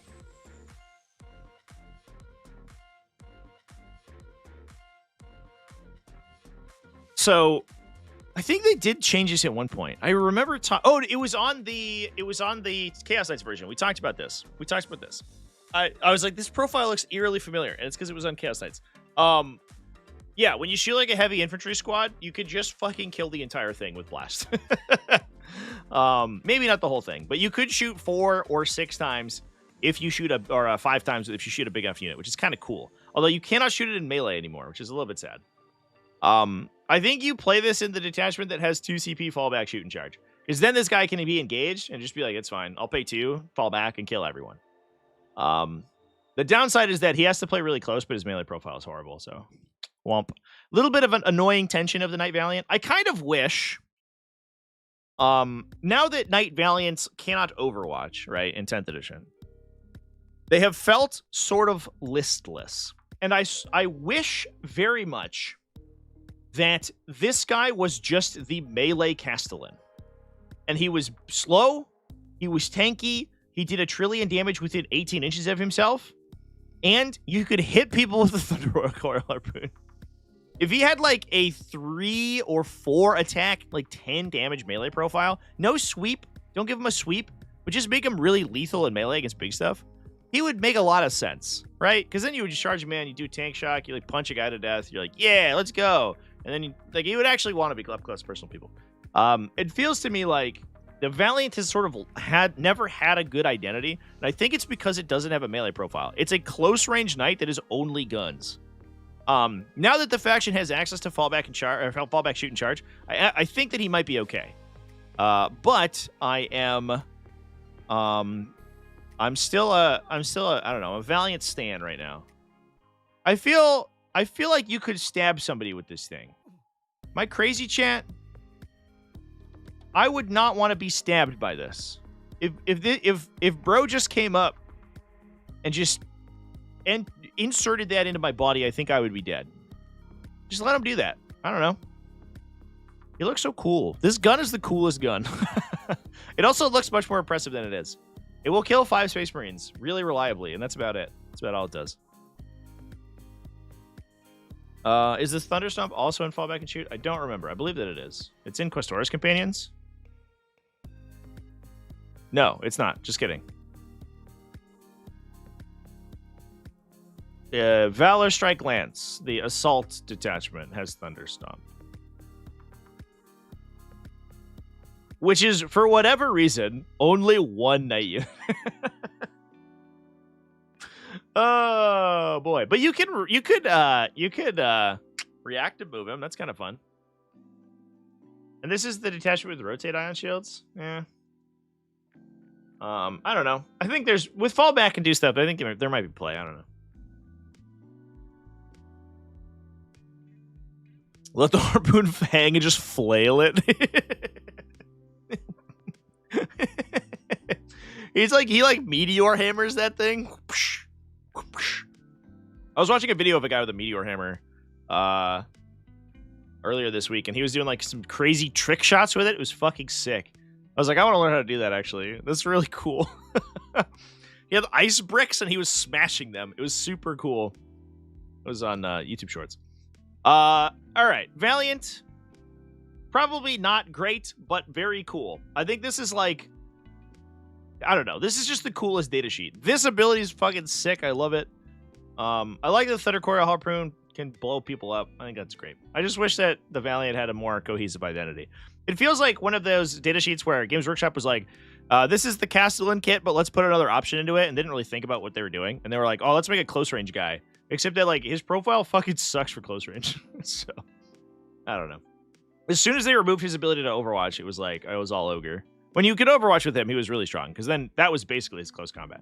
If you charged him, he would just shoot you the flamethrower. But now it's like, well, he just gets engaged, and he's sad. Knight Paladin. Bondsman ability. So this guy is Chainsword or Thunderstrike Gauntlet plus a Rapid Fire Battle Cannon. His Bondsman ability is Lance Lethal to Armigers, so to Warglaives, which is fine. They also get sustain. I believe, actually, I don't remember off the top of my head whether they kept their sustained hits. We'll have to see when we get to their data sheet. But he himself also gains +1 AP targeting the closest enemy, which is good. Bondsman ability, like I said, all the Bondsmans have been doubled in their effectiveness. They give 2 things now instead of 1, because they aren't designed around benefiting the knight themselves. So Lance and Lethal is solid. It gives lethal hits to its guns as well, so it's pretty good on like Armigers. And I don't know, or on Helverins, I should say. And the Lance is good for Warglaive, so it's okay. That's a fine Bondsman ability. And then the +1 AP for the Rapid Fire Battle Cannon, very solid, because you want to be shooting something close for the Rapid Fire anyway. It gives you a good long-range option as well. And the downside of the Battle Cannon is the trash AP characteristic. +1 AP helps that a lot. So I think Knight Paladin's pretty solid. Knight Errant gives reroll advanced rolls in Assault. If we're playing Valourstrike Lance, this guy's worthless. Because you just already have that. So, like, go fuck myself, I guess. He gets +1 to hit, targeting the closest eligible, and he can take a thermal cannon, which is sweet. And then either Thunderstrike Gauntlet or Reaper Chainsword plus the thermal cannon. So his thermal cannon most likely hits on 2s, because you're almost certainly shooting the thing in front of you. Which is good. So he himself is solid. His Bondsman's like, whatever. So not that excited about old Knight Errant here, for the Bondsman specifically. There's also important to note, I think now that we've gone through all the detachments, Mysterious Guardian is entirely gone. So there isn't a consideration for who your Mysterious Guardian caddy is, because you don't get one. So then the whole army is like faster on board, but doesn't have up downs outside of the one where you can put Armigers in reserve. So the Errant, like, sometimes people would take Errant just to get a 2+ weapon skill or 2+ ballistic skill thermal cannon. Not necessary anymore, which means I don't know if we're that excited about this man. Gallant. I love this guy. I think he's gonna be good. He's not 2+ weapon skill anymore, actually. I've now just noticed. He is devastating on his melee, which I don't think the other ones are. I'm gonna double check. Nope, the other ones are not. So he's devastating on all his melee attacks. He gives reroll charge rolls and full hit rolls in melee, which is very good for Armiger Warglaives. It does not affect Helverins whatsoever, just about, unless you're charging them for whatever reason. But it is incredibly good ability for Warglaives. He is also the best caddy for some of the melee buffs. Like the reroll once to hit and wounded melee is going to be amazing on this guy, especially because he's devastating on his big swings. And then, as I said before, he has the baked in 3 extra inches to consolidate, which is very good for an OCA model who's going to come into your objectives, right? Because he's mace move 12. He can oftentimes buff his movement with a bunch of stratagems in the Codex. Move really far, charge something, kill it, consolidate 1,000,000 inches, take the objective on the other side. He does have to get to an engagement range of an enemy, so you have to have something on the objective he can get to. But if he gets a big enough charge roll, he's probably fine getting there anyway. Is he better than a Rampager? I don't think so.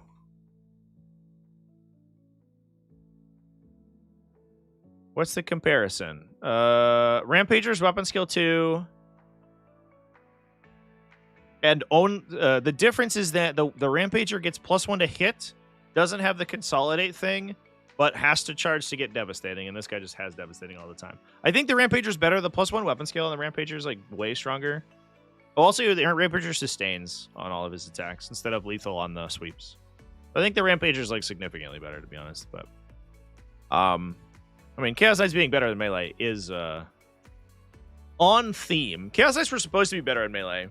That was kind of the original pitch. Was like Chaos Knights were basically Imperial Knights, but they were better at fighting, and worse at shooting. And that's kind of flipped a little bit. Although I think this Codex definitely has some really, really strong Imperial Knight builds.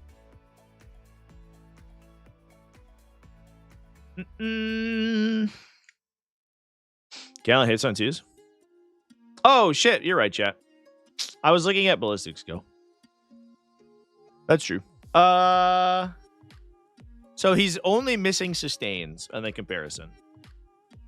Yeah, that's a good call. I just fucking didn't even read. So he's missing sustains. They both gain devastating, but he gets lethals on sweeps. I think a Rampage is still probably stronger. But it's definitely closer, that being the case.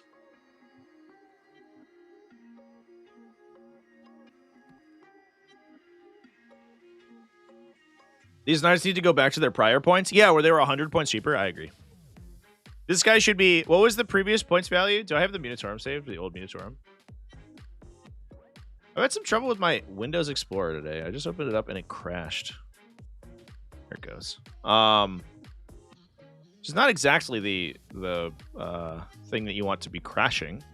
A little bit awkward. Pretty awk. I think I have a Dropbox. I have like a million things in because I'm using it for editing between my two computers right now. I think that's what's doing it. Do I have the Munitorum saved? This guy was like 320 or something. June 25. Is that the one where they updated knights to be really good? Oh, no, I don't have it. It failed to export when I tried to save it. Why are Bondsman's ability so much better than Chaos Knight ones? Because it's like the defining trait of the army. It's basically their second army ability. That they can do Bondsman's. Like Chaos Knights were supposed to have the auras to make kind of be the same, but like Bondsman abilities are like have always been like the thing. War Dogs are generally more self-sufficient and their data sheets are quite a bit better, but they don't gain Bondsman. Is the difference. If you could like send out full hit rerolls to like carnivores 12 inches away, I feel like it would be really strong. Oh, this thing crashing fucked up my gallery again. Sorry, chat, I have to fix it. Having some computer problems today. I hate it. Thanks, I hate it.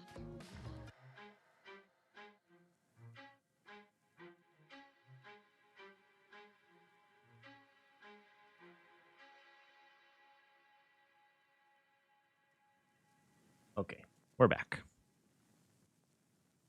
We are talking about the Gallant.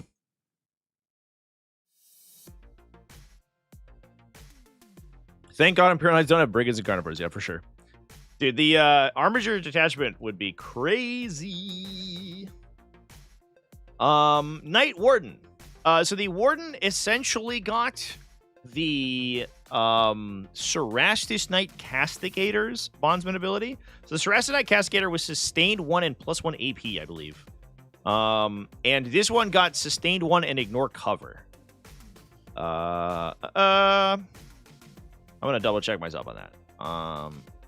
Which was like like the downside of the Castigator was you had to take his horrible melee profile. His melee profile is really, really like annoyingly not very good. It's 4 attacks for 6, which is like fine, but he always only converted 1 time.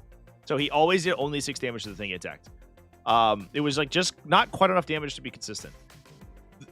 Which meant you were relying on his gun, which is a good gun, but like, is it a 450 point gun? I don't know. But his Bondsman ability is really good. +1 AP, sustained hits 1, phenomenal. This guy gives you ignore cover instead of +1 AP, which is worse, but largely the same because 90% of the time you're shooting something in cover anyway. So sustained 1 and ignore cover on Armiger Helverins is phenomenal. And if you have any other AP improvements, immediately good. Immediately good. So if you have the thing where the Warden shoots something with a gun with his stubber and he hits it, then you trigger +1 AP for all of your Bondsmen. Everything sustained 1 +1 AP, ignore cover. So AP2 ignore cover Armiger Helverins, the equivalent of AP3 most of the time. In the Armiger detachment, which I think is phenomenal. Sammy Sola, thank you for the channel membership. Appreciate that, bud. Enjoy. I just uploaded a video yesterday about Imperial Fist. I built an Imperial Fist list that I'm actually pretty happy with, and I think is actually fairly competitive, and I might play it. Because I think it's really cool, and it has 24 Terminators in it. So let's fucking go. I might cut one, so it might end up being 23, but 24 Terminators. Can you imagine, chat, a universe where Terminators are actually like not terrible, not a joke to play? What a time to be alive. Gallant with the sustained hits too. Enhancements would be bonkers, yeah. Yeah. I mean, any of the melee buffs on Gallant's gonna be crazy, right? Especially if you're in a situation where you can buff his movement. Then he goes insane. All right. So Night Warden, really, really good bondsman. Incredible bondsman. It's good on... The other thing, too, is that it's good on any of the armigers, right? Sustained hits 1. It doesn't really affect the... let's talk about Warglaives for a sec, because I just want to double check that they have sustain. Oh, they don't! They get +1 attack. So sustained hits 1 on them is really good. Because it affects all your weapons. So they go to 5 attacks, sustain 1.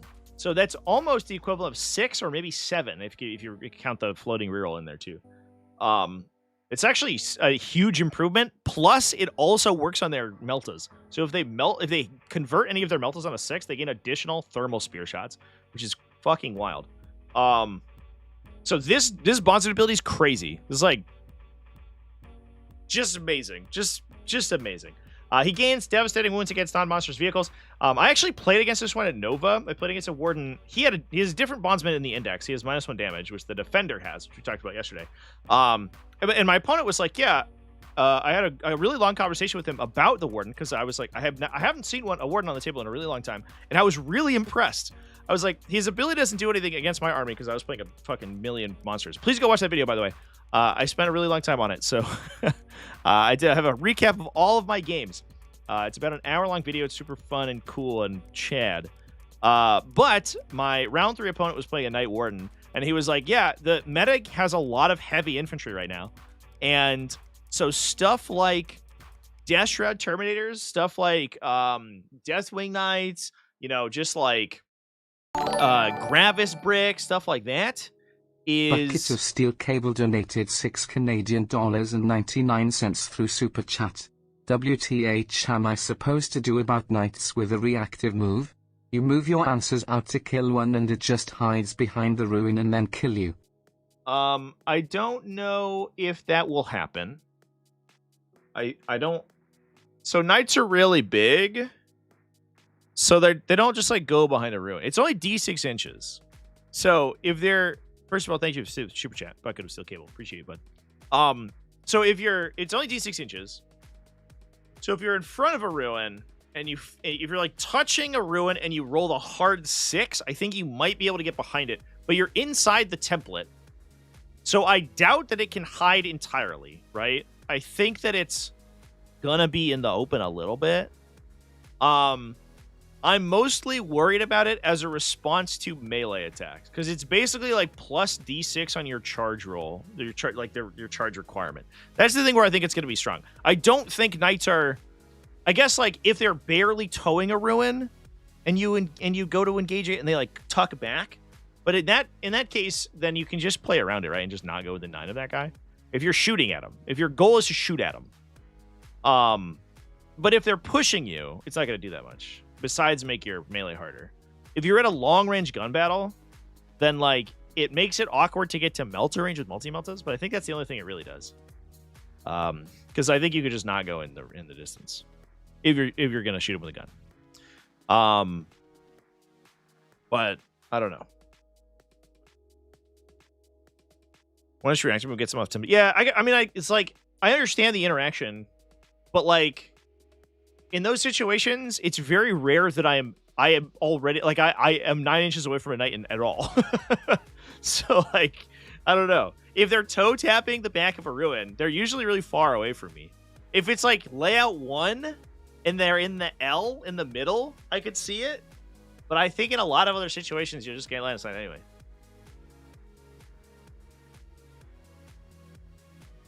Melter range for non-Fuegan is 9. So there's a couple of things you can do. right? You can disembark a transport 9 inches away. That doesn't trigger it. You can, if you have a closed deep strike, you can close deep strike anyway. Those would be the big ones. But I still think it's really dumb. I mean, I don't think it's... I'm definitely not saying it's not going to be really strong. I do think that the times where a knight triggers it to hide behind a terrain feature is going to be very matchup dependent, potentially. Just be happy to have models left after they move 13 plus d6 plus 4 and shoot me in turn 1. Yeah, that's the real kicker. I'm mostly, I don't know. I think it might, maybe it's a symptom of the armies that I play, but I'm mostly worried about knights being able to push aggressively and then win the fight in the middle. I think knights towing backline terrain features, it seems unlikely to me that you'll be in situations where you trigger the reactive move to let them leave. And you know it's on the table at that point, so you just have to play around it. But I don't know. That's my opinion anyway. I do think it's still incredibly powerful. Reactive moving Titanic units is wild. It's super duper duper strong. All right, Knight Warden. We're still talking about him. So he has a Thunderstrike Gauntlet or Reaper Chainsword, normal stuff, either 6 or 8 damage melee attack. With an Avenger Gatling Cannon, and yeah. So I think the Knight Warden, if you are playing Armigers, and especially the Armiger Detachment, the Knight Warden has sprung to the top of my list for Bondsman abilities. It's him and the Defender, I think, are looking incredible. This is such a wild improvement for the Armiger profiles. It's crazy. It's crazy strong. The move speed Knights with Assault is going to table a lot of their local players turn 1. Yeah, for sure. Yeah, you're going to have to give up Scouts or for Infiltrators to move block Knights turn 1, which is going to suck. Because going second into them is going to be fucking miserable. You just lose all your forward operators, so you don't just lose all of your pieces on turn 1. I also think, too, that, like, I'm worried about this army as well because I don't think Games Workshop's done a good job of balancing towering. And the one thing I've noticed is that basically if you're not on, like, layout 1, which we were just talking about, which gives them the good reactive move, so maybe it's not even that great. If you're not on, like, layout 1 or, like, 8... and even then, they might be fast enough to just touch the middle of the table. Knights' ability to just tow terrain to see through it allows them on most of the terrain layouts to basically just see the entire table. Towering's like such an impossible ability to balance, and as soon as you make them fast, they're immediately going to be better at getting around terrain features. So a lot of times the army just comes up to, or the game just comes down to like turn 1, fucking everybody lines up on the line and you hope to go first and shoot them first. Which sucks. It's not a fun game. So I don't know. I'm kind of at the point, because Knights are so physically wide and large, I'm kind of at the point where I think that they probably could remove towering. And I actually don't even think it would affect that much. Because Knights will oftentimes get the line of sight they want anyway, but towering right now just removes a lot of counterplay that other armies have to deal with, and specifically Knights don't. Which I don't know. I don't super love. I'm kind of becoming like anti-towering pilled, I guess. And originally I was like, oh, it's good. Titanic units can get line of sight to stuff. But now they're so efficient. They have so many attacks. I'm like, well, this is kind of shitty. I don't like that I'm just being shot at immediately as soon as I do anything. There'll be no hiding from Knights with that much movement speed and towering assault. Yeah, for sure. Yeah. Yeah, the one downside of like Noble Lance is that at least they were slow. And Chaos Knights even could Malefic Surge for +3 movement or whatever and still get there anyway. But now they're going to be so fucking fast that I have no idea how you hide turn 1. I have no idea. Beyond just running like whatever 30 Nurglings and like filling the middle of the table so they can't do anything, and then they just kill 30 Nurglings and you're down all the forward operation. Like I don't know. I don't know, chat. I don't know. It feels really strong to me, and I'm worried about it. I'm a little worried. Now, what are going to be killing us is the great question. The Knight Crusader gives he is, I think, entirely unchanged from the previous versions. He can still take whatever guns he wants. So he can take Thermal Cannon or Rapid Fire Battle Cannon and Gatling Cannon. When he remains stationary, he gains Sustained Hits 1. His Bondsman ability is +1 to hit and with ranged attacks. All good. These are all good things that are great. I have nothing bad to say about the Knight Crusader. He feels He's like a more offensively oriented defender, I guess, which I think is good. So I don't know. I think the Knight Crusader is going to be sweet. Defender. I have a literal whole video talking about the Defender in the context of the new Armiger detachment, where the Defender can triple out his OC buff or his -1 damage buff. I think this guy's absolutely fucking busted. That detachment is gonna run 3 -1 damage Armigers to the center objective, top of the first turn, and then immediately complete Reclaim the Realm. And like, what do? Do you A, put 12 OC in the middle of the table on bottom of 1 and then die? Or do you just let them complete their oath instantaneously? I think that oath probably needs to go to Battle Round 2 onwards. It's crazy you can complete a bottom of 1. That's wild. It only works if you go first, obviously. If you go second, it's significantly worse, because your opponent can post up to just kill the middle of the battlefield. However, killing 3 Armigers with -1 damage is really tough. And then that also pulls you into the fight, so that all your big knights just get to shoot without penalties.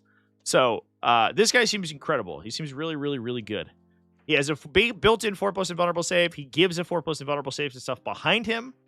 There's a funny conversation about modeling for advantage with this guy, because everyone's going to model him with his arms outstretched so that he can give cover to more things, which is going to be really dumb, but, you know, it is what it is. If you don't like true line of sight chicanery, then maybe 40k isn't for you, because they feel like they really want it to be the law of the land. And so it is. Maybe 11th edition will change that. And he has 2 really solid guns. So I think this guy's really good. I don't know. Still no double Galling or battle cannon. Yeah, that is a unique benefit of Chaos Knights, is that they can take the double gun, which I think is good, right? I think it's nice that Imperial Knights have their own like piece of the color pie. They have like more synergistic army abilities. And they have like a wider variety of knight chassis they can take. However, they don't get the big dedicated platforms that are all like that focus down one type of attack profile, which I think is interesting. And it uniquely characterizes the factions in different ways. It is kind of funny that Chaos, like the Imperial Knight builds, are more chaotic than the Chaos Knight ones, because they all have to take a bunch of different guns. But it does kind of make sense that a Chaos Knight pilot would just be like, fuck it, rip the stupid battle cannon off this thing, give me another one of those cool chain guns, I like those. Whereas an Imperial Knight would be like, no, you can't do that. It is written in our household bylaws that you can only ever have 1 Avenger Gatling cannon. That's unacceptable. The tradition is dictated. We would never take 2 of those. And a Chaos Knight's like, I don't give a shit. Fuck you. I want 2 because I like when big gun go burr. Give Sir Hector 4+ invuln save. That's, we've done it. We finally give Hector a powerful defensive characteristic.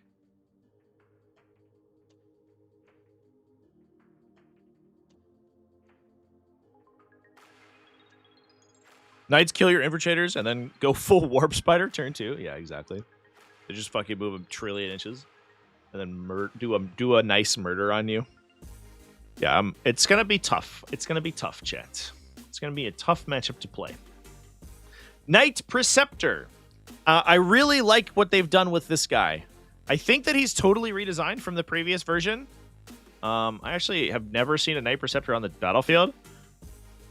He used to give +1 leadership. Let's go. He did quarry an enemy, but it gave you hit rerolls for only him, which was kind of whatever. He doesn't even have sustained its own gun. Yeah, it was whatever. Now he's really cool. So you select exemplar of the code. Select 1 unit from your opponent's army to be this model's quarry. Each time this model makes an attack that targets its quarry, you can reroll the wound roll. Each time the quarry is destroyed, select a new unit from your opponent's army to be the quarry. So it's basically the head taker ability, right? Where you choose a unit and it keeps moving around to different units as you kill them. He gains full wound rerolls against his quarry, and his bondsman is also full wound rerolls against his quarry as well. So it's a crazy powerful bondsman ability. Full wound rerolls is insane. But it's only against 1 thing that you've chosen at the start of the game, which I think is neat. So I think like its ability is crazy. It's so powerful. It's really good in the mirror match too, which is gonna be wild. Because you just choose their frontliner, and then like you can just fucking bondsman out 1 million rerolls into them. But if you're playing against MSU, it's like really not very good. It's kind of worthless. Although he keeps getting to retarget his quarry thing, so it's not terrible. I like this clause on the ability because I think OG, like those abilities would just peter out when you killed the target, and now you can retarget them so they actually have longevity, which is good. I think that's great. So I like this profile a lot. Do I think it's like really good? I don't know. The Warden's still like blowing my mind with how cool it is. But I think it's neat, chat. I don't know. I just think they're neat. It says allows impulsors to strength 14, AP 3, flat 4 damage, and then he comes in with the big punchy fist, right? Either a fist or a Reaper Chainsword. I like it. I think the Knight Preceptor spent the last like 2 editions being a joke, and now he looks kind of cool. So I don't know. I think he's kind of cool. And we're off to Canis Rex. Now, Canis Rex has received a big nerf. But again, I like what they've done with this kit because they have nerfed Canis Rex's damage output. He's no longer far and away the most effective combatant in literally any faction in all of Warhammer 40k. He's no longer the highest impact single model that we've ever seen ever. Because he's lost his 5+ critical ability. He still has once per turn free strat, which is crazy. It's wild that hasn't changed the battle round, but that's still baked in.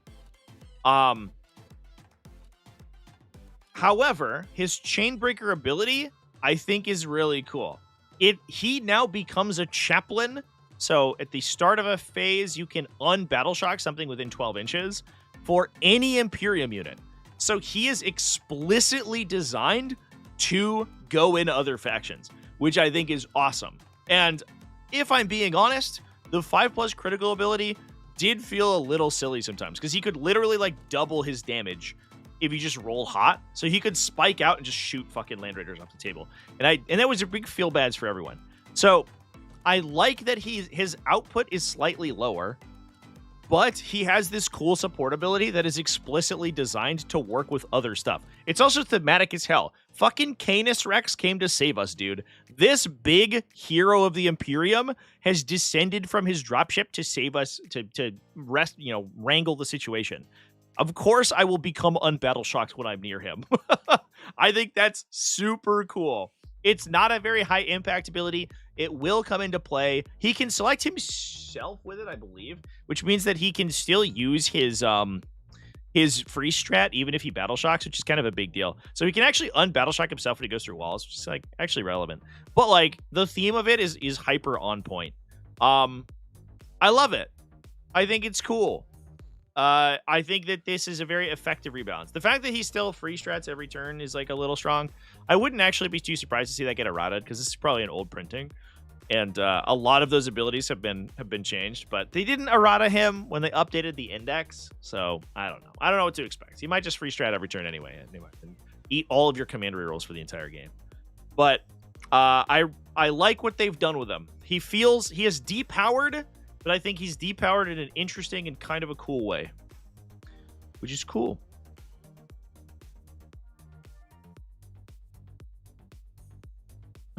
Preceptor as you Drax the Destroyer. Now it is Thanos I must kill. That's his code. He's the exemplar of the code. Is the free strat changed so you can use it on any strat, even if it's already been used? No, you cannot use it on any strat. I believe that it does only reduce the cost by 1, but it doesn't let you duplicate the strat. So this is basically, if you're playing most match play formats, this gets rewritten by the balanced data slate. So this says you can reduce the cost of a stratagem by 1, and you can do so if you've targeted a different unit with this stratagem. If this ability says so, if this ability says the name of a specific stratagem, which it doesn't, which means this second clause doesn't do anything. So it's basically just -1 CP on him once per turn. So he gets like interrupts for 1, and he gets a command reroll for free, and he gets a tank shock for free, which is usually what you do with him. Unless he's in a detachment where you get free strats. If you are playing him in Imperial Knights, and especially in Valourstrike, the we gotta go fast detachment, where all of your stratagems affect literally basically your whole army, and Canis Rex is one of the targets of the stratagem, he can use his ability on it. He can discount it. So he's a huge force multiplier in that detachment.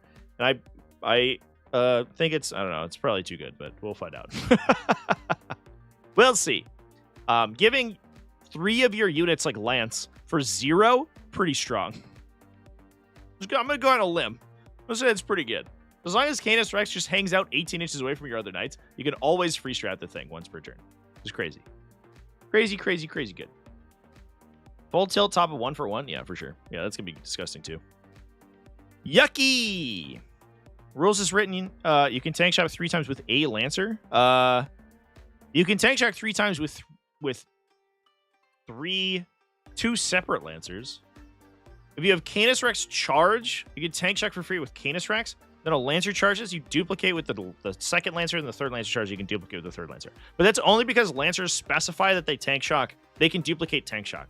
If a stratagem name is not specified in the ability, you can't duplicate it, even if the ability says otherwise. That's what the rule. That's what the Balance data slate says. So Lancers can do it in all the Lancers in your army can always tank shock. But the same is not true for Canis Rex because it doesn't say tank shock in his thing.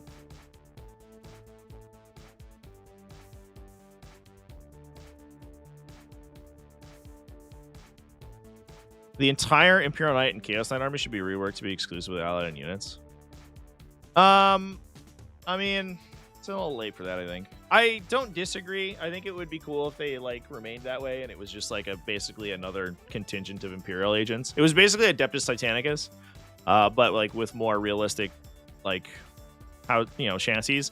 But I think that the cat's out of the bag, right? Like we've opened Pandora's box in 7th edition or whatever when they became an army, and it can't put the genie back in the bottle at this point. I think they are an army. 1 million people have collected them as an army. If you axed them as an army, it would look so fucking bad, and a lot of people, you would lose a lot of like customer faith, I think. So I don't know. I think that knights are here to stay, chance. I don't disagree with you that I think that's what they should have done, but it's kind of like Lady Space Marines with the Rubicon Primaris. They rewrote Space Marine lore. They added a bunch of new Space Marine lore. If they wanted to like get ahead of ladies being Space Marines, they could have just done it then. But now they didn't, so now they got to deal with the consequences of it being a weird cultural touchstone for the next 10 years. They'll axe demons? I don't think they will. I don't think they will, but also I am extremely demon-pilled, so I hope they don't. They've already axed Tyranids. Drew Lytle donated $2 through Super Chat. Do any of these changes affect Questor Forgepact? Questor Forgepact? Thanks, Tay in Texas Speech. I appreciate you. Drew, thank you for the Super Chats. Great question. I haven't read Questor Forgepact in a million years. Let's read it real quick. Actually, here's what we'll do. Let's read the Armiger data sheets, and then we will talk about Questor Forgepact for a moment. Here's an Armiger. They axed Beastmen from AOS. Oh, that's true. They did do that. But then they added them to Old World. So maybe Demons will become a Horus Heresy army, and this will just become a Horus Heresy channel. But like I said, they already squatted Tyranids, right? They removed that faction from the game, and it no longer exists. So, like, I already have 20,000 points of models I can't play. So if they do it to Demons too, I'll survive. It will make me sad, because I think Demons are Chad cool.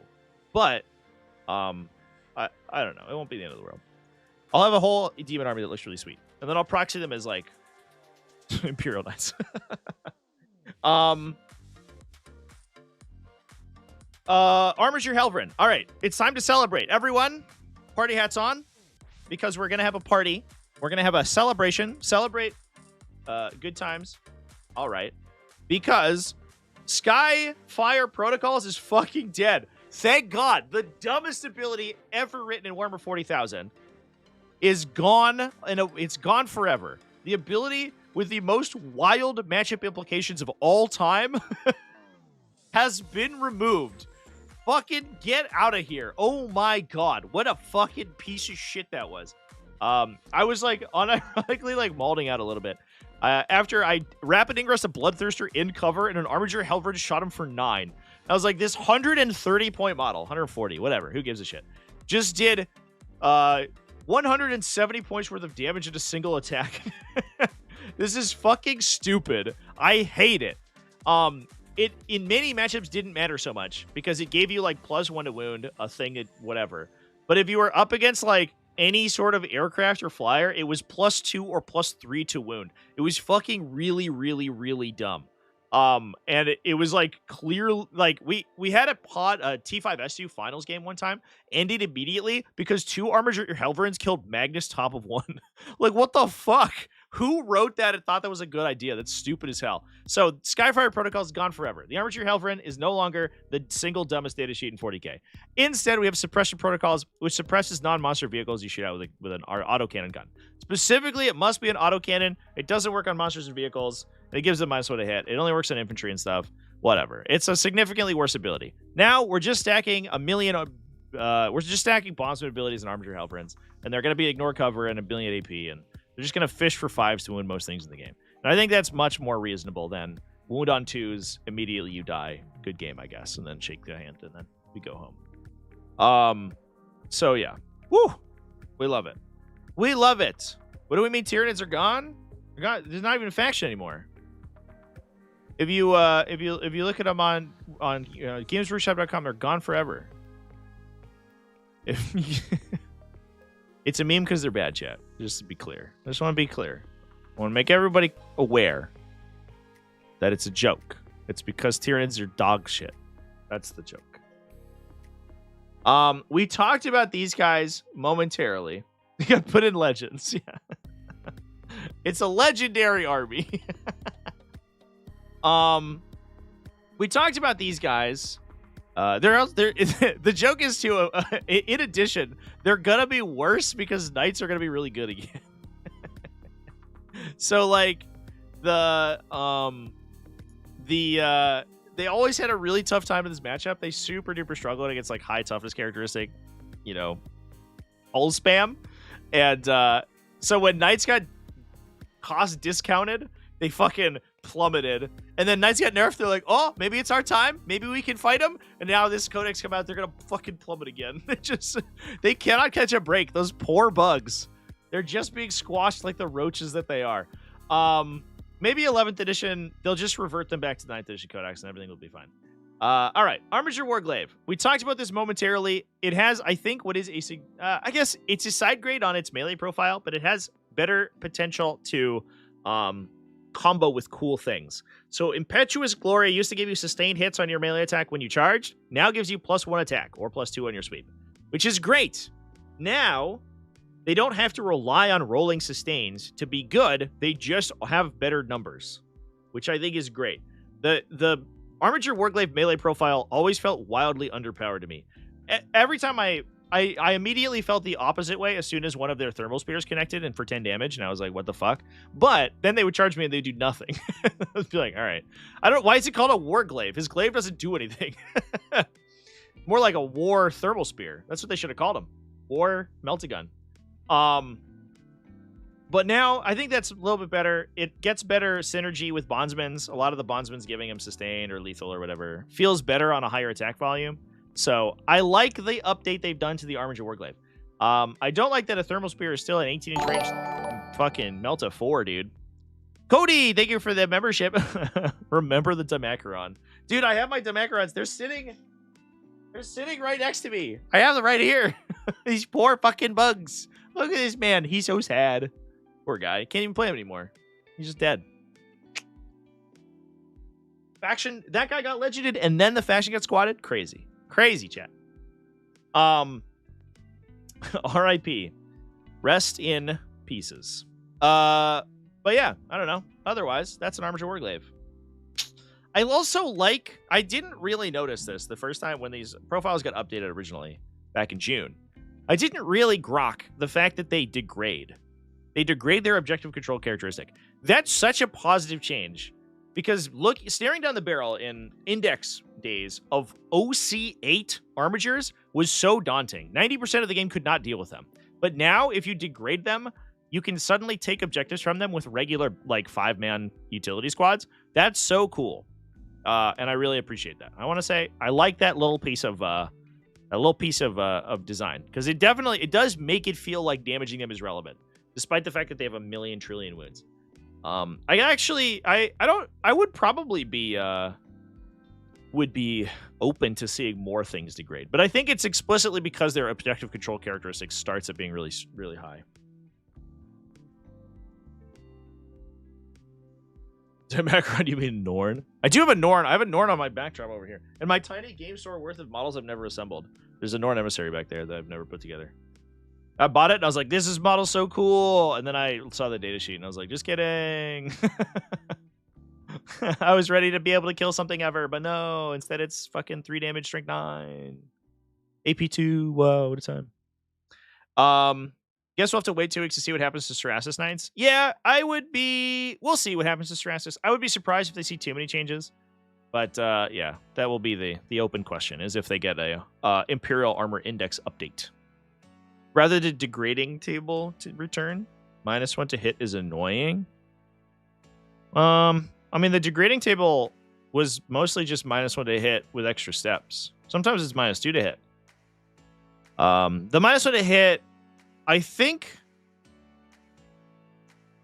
it should probably just reduce your weapon skill ballistic skill characteristic, because the fact that it doesn't stack with stuff kind of annoys me.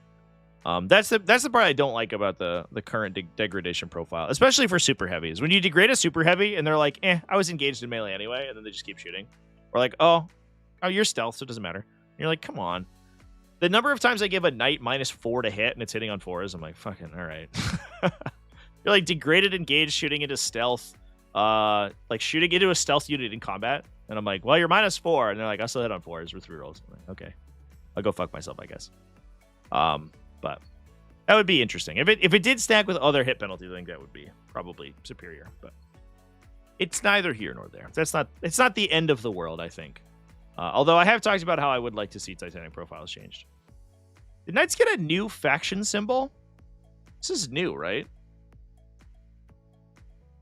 Oh, also, one thing I didn't talk about with Canis Rex, Sir Hector's ability is unchanged, which I definitely expected.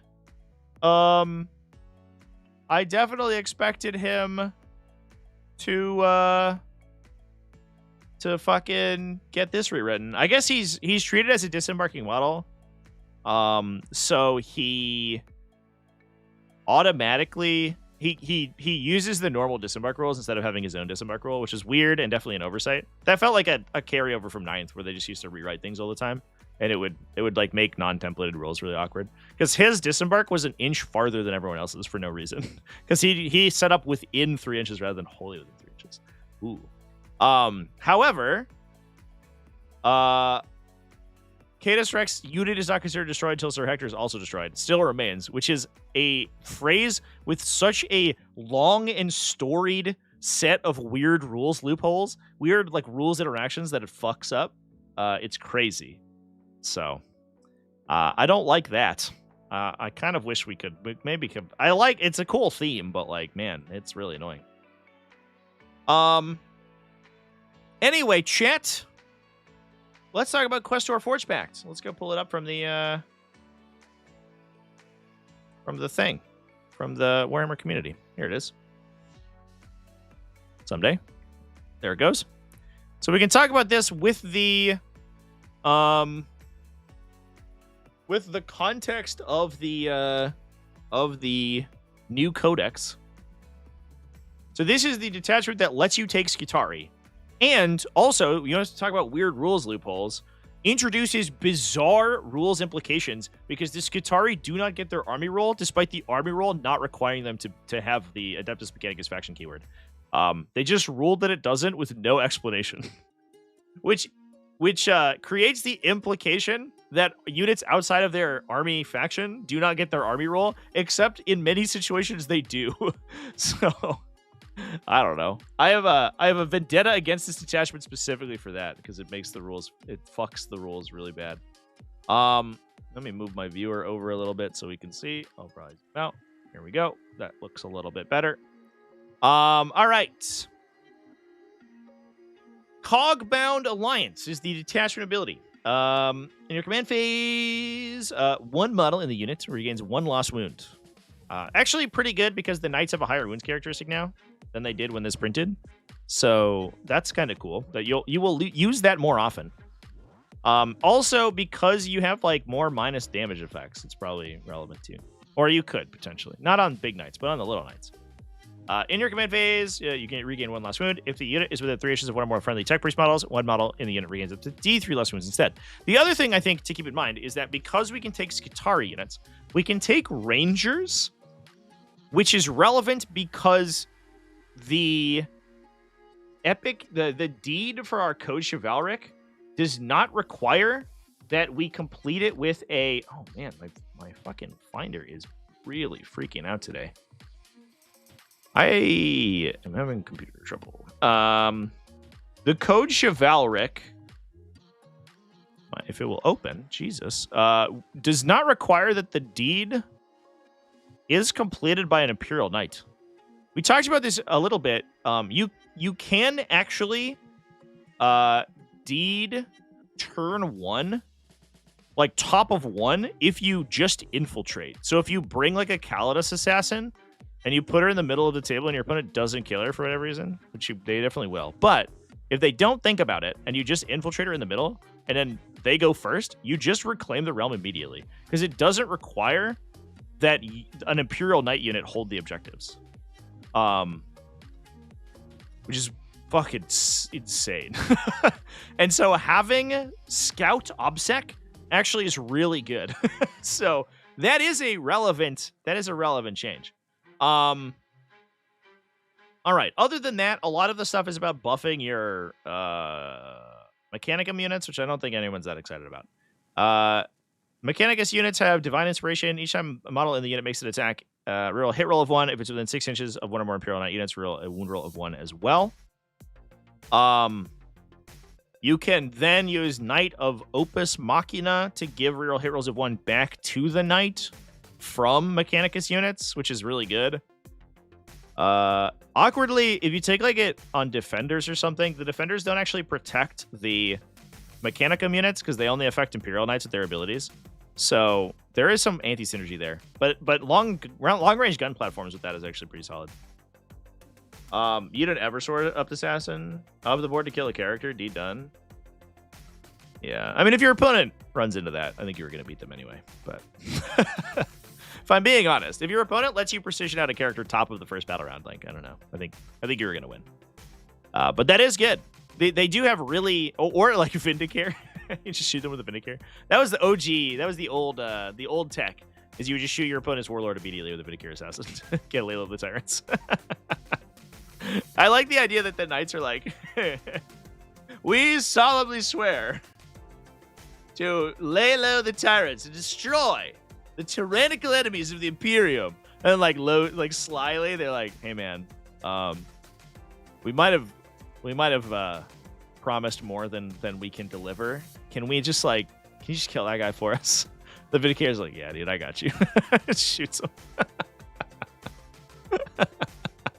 I mean, it's the same for like this stuff too, right? Like, we swear to reclaim the realm in the name of our noble household. They're like, hey, Admech, can you take that objective? We're too slow. This ranger's like, okay. And the knight's like, we've done it. We've done it. We've upheld the honor of our house. Incredible. Theme on point. Magnus Questoris. While you're within 3 inches of one or more... Oh, it's a Tech Priest upgrade. When you're within 3 inches of one or more Imperial Knight units, you gain Lone Operative. In your command phase, you can regenerate them up to 2 lost wounds. I do feel like the long-range gun platforms, like Defenders or Crusaders, maybe Warden even, actually benefits quite a bit from this. Because you do have a lot of really good long-range shooting. I don't think this is going to be as good as the Imperial Knight detachments because they're just so pushed. But it does feel like the profiles getting improved does make this better. Like, especially with Knight Defenders, you don't feel the loss of Rotate Ion Shields quite as much. Vocifer Magnificant. Reduce the leadership characteristic of enemies, improve Admech characteristic, leadership characteristics around you. Who cares? Whatever. Strats. You can get a field up in against mortal wounds. You can mark a target when an Imperial Knight unit from your army was destroyed to gain lethal hits from Adeptus Mechanicus units against it. We are not trying. I don't think our Adeptus Mechanicus units are where the damage in this army is coming from, so I don't think we're that excited about it. Otherwise, this would be a good ability. If this affected your Imperial Knights, this would actually be sweet because you're trying to reclaim, right? So you're pushing Armigers mid board, and I think you're almost certainly going to lose one. So I think that's pretty good. Bonded Imperative. Before a knight character from your army uses a bondsman ability, you can select Adeptus Mechanicus units within 12 inches 12 inches of your unit in addition or instead of selecting one Armiger. You cannot target a knight Preceptor, so you can't get wound rerolls. Sad. Like rapid fire or sustained hits is actually pretty solid on these guys. Like, that's not too bad. It costs you a command point though, which is a little bit awkward. You could give -1 damage to your Mechanicum units. Let's go. You could reduce damage 1 down to damage 1. But the ranged buffs, like Crusader +1 to hit, or the buffs that are lethal or sustained hits, is not good. But it's honestly probably not even worth the command point, to be perfectly candid. Machine Focus gives you ignore weapon skill or ballistic skill characteristic modifiers, or hit or wound roll modifiers. Yeah. Aggression begets aggression can give you assault. We could just be playing Valor, the Valor Lance or whatever, to get assault on everyone for free. So whatever. And Thronegeist Fury lets you Overwatch, which is solid. But I don't know if I'm that excited about it. Yeah, I'd say I think the profiles improving does make this a little bit more interesting, but I still don't think it's as good as just playing knights. Because the knight detachments are just so efficient. It's crazy. This one, like, we can pay 30 points to get +4 wounds on something big, which is kind of cool, but I don't know. We could play a 30 wound Knight Valiant that can Overwatch. It's kind of fun. Is the Valiant's Overwatch ability locked to... this is Mortal Wound ability.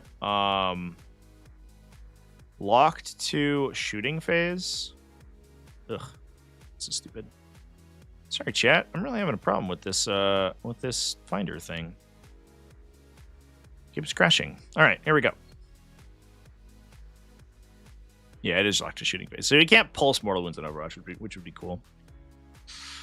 But you can Overwatch with your Conflagration Cannon, I guess. It's kind of neat. Or 32 wounds even. Ooh, let's go. But I think that I would much rather play him in the detachment where he can fall back and do stuff, to be honest. It's insane to think of that this and the Chaos Knight Codex is written at the same time. The Chaos Knight Codex isn't even that bad. That's the wild part. I would say the Chaos Knight Codex is solidly good, right? If Chaos Knights came out and Imperial Knights saw no changes, Chaos Knights would immediately be broken, right? The problem is that they just got overshadowed by how efficient Imperial Knight profiles were. And like, Chaos Knights would still have been the number 2 faction in the meta. It would have been Chaos Knights and it would have been Death Guard. And Chaos Knights coming, and Imperial Knights getting buffed alongside Chaos Knights coming out is like wild. So like, yeah, this is it is crazy that this is even stronger than that. That's so insane. The last Codex got released as Grey Knights. Yeah, I was looking at stat check earlier. I'm a little worried, chat, because I think the meta's in a really good spot, and I think this is going to have a really deleterious effect. The most broken faction right now, according to stat check, is Imperial Agents. What a fucking world we live in. That's just because I think one guy went got a good win rate with them. Games played 36. What a sample size. Genocide Cults is the next one. I understand Genocide Cults being strong, and like I don't really know how you fix Genocide Cult, because it's literally just Host of Ascension being Host of Ascension, and like some armies just can't deal with the Final Day is an 85% win rate with 3 players playing it. Host of Ascension is just looking really good, just with like a huge skew. Also, this like random one guy playing Xenocreed Congregation. Let's go. But Grey Knights. Oh, sad times. How do I get rid of this? There we go. Grey Knights at... oh, this is cut off on my thing. Sorry, chat. Grey Knights over here at 44%. Orcs, 39%. Oh, man. I'm a little sad that this Codex looks like it's going to be wildly transformative. We'll see if like points come out. I don't want to like doom too hard because I think that they could just come out and just like hit them again with points and be like, this is clearly like a lot, or stuff could get errata like pre-release because it's been in the cooker for so long. Who knows? But I was like, oh, like the meta looks so good right now, right? Literally 95% of the game is within the 10% bracket here. Chaos Space Marines are at 45, one of the worst performing factions, and still put up GT wins. With some armies. They also one of the highest representations. That's pretty cool. So like, I don't know. Buff them a little bit. Do something to Host of Ascension. I don't know what it is, but something a little bit. And the rest of the game kind of falls in. A lot of armies at 50%, 48, 51. Look at that. Gorgeous. Gorgeous balance. Rework Orcs for the 4th time because they suck. Death Watch, whatever. It's a Space Marine chapter. Nobody plays it. Mark Hurdle still wins GTs. So whatever. Emperor's Children, I don't know what you do with them. And Grey Knights, like, they need some help. But otherwise, things are good. This Knights list, this Knights Codex, if it doesn't change points, it's just going to put Knights back at top and then change all this. Because a lot of these armies that can't deal with Knights, Emperor's Children already, Grey Knights, our anti-tank isn't that good. This sucks. Fucking Tyranids, get wrecked. Can't kill a Knight to save their life. All immediately get depressed. So it's like, no, we almost had it. We almost had it, chat. Stop releasing codexes. Just get to the point where everyone's within 10%. Still, no more codexes. Just stop releasing them ever. Print the edition. Stop updates. We're done. We got everyone to between 55 and 45. No more codexes. You're cut off. But unfortunately, this looks like it's going to change things. So a little bit sad. Hopeful for Grey Knights in this update. Somebody told me that they were expected to see Necrons get reworked, which I don't know if that's the case because they're right in the middle. But Orcs for sure need a big fucking rework. I don't know what they do. Maybe just stop fucking nerfing them out of the blue. Stop making a detachment that gets to a 52% win rate and immediately dumpstering it so it can't be played anymore. That's stupid, and I don't know why they hate Orcs this edition. They just like straight up hate them. They think they're stupid and dumb. But yeah. We'll see how things go. I don't know, chat. Chaos Space Marines being low. Yeah, that's interesting. I actually don't know what the deal there is. Because they do feel like they're pretty good. Cult is at an 82% win rate with 2 people playing it. Let's go. Gracious of Bile. One person went like 4-1 with Cabal of Chaos. What a Chad. Creations of Bile has a lot of people playing it. Pac-Man Zealous has a lot of people playing it. Renegade Raiders, a lot of people playing it. Felhammer Seachos is a fucking atrocious win rate. That's insane. There are some people at the bottom here who are kind of pulling the average down.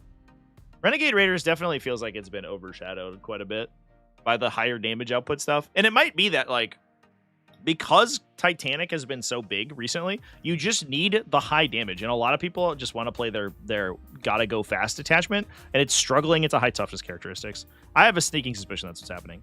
Plus 1 AP is cool, but not very good when everything has a 5+ invulnerable save and everything's T11 and your army caps out at strength 9. Whereas, on the other hand, I do think that like Pac-Man Zealots has pretty good game into like big stuff. So we'll see. What would I do to fix Tyranids? I don't know. Re-release the edition. New edition. At this point, I have no idea. Like, there's, to some extent, I think some armies are like at a baseline, just like have this. It's gonna take a lot of work. It's gonna take a lot of work.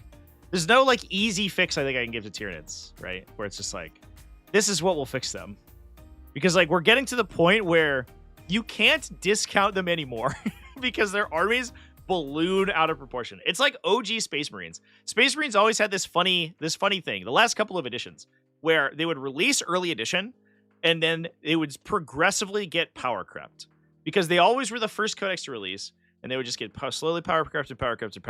So they would be like, oh, Space Marine win rate's down. We'll buff them by reducing their points value. And you would get to the point where like a regular Space Marine body is like 10 points. And suddenly Space Marines are good because they're a horde army and you play like 100 models. And then you're like, hold up. Conceptually, this doesn't really make sense. The elite crack shock troopers of the Imperium are playing horde mode. What the fuck is this? And I think you're getting to that point with Tyranids where it's like, you can't make an exocrine cheaper because like they'll just be free. So like I don't know what you do, you know. You could like discount terrain effects and like I don't know. They just need new data sheets with bigger numbers on them. But it is what it is. So anyway. Yeah, rework the data sheets, I guess, is the actual answer for sure. But that's like such a broad stroke. I can't give you a good answer right now. They just don't feel like they play. They don't feel like they are like suited for the edition. You know what I mean? Like they were written for a different game because 10th edition's been so defensive, right? 10th edition's like it's this push of like ever increasing defensive like levels of defensiveness, and Tyranids have always been underpowered in their offensive profiles. It turns out when you remove an entire phase from an army's damage output, it's really hard to balance that army anymore. When you're like, all of these profiles were baked around doing 12 wounds in the psychic phase. And so we took that away and then also made all the profiles worse. And you're like, well, we're going to struggle, I think, especially in an edition where every single defensive characteristic went up. So, anyway. I don't know. 40k should follow AOS and offers seasonal data sheets, data slates. They do that every 3 months. They already do that. The problem is that it gets messed up by Codex releases. So, like, the Codex releases are more common than the data slate update, which means that a lot of times we have to go 2 to 3 months without having any updates to a Codex. So Codex just comes out in a broken state and then is just there for a while. Whereas all the other factions are basically, like, being rebalanced in their own ecosystem. Then a new army comes in and just fucks everything. News at 11, the Codex release cycle is actually the worst part about 40k. A thing we talk about in every live stream. Just keeps breaking the game. But anyway, when's the next update? Probably towards the end of the month. Probably 2 to 3 weeks, I would say.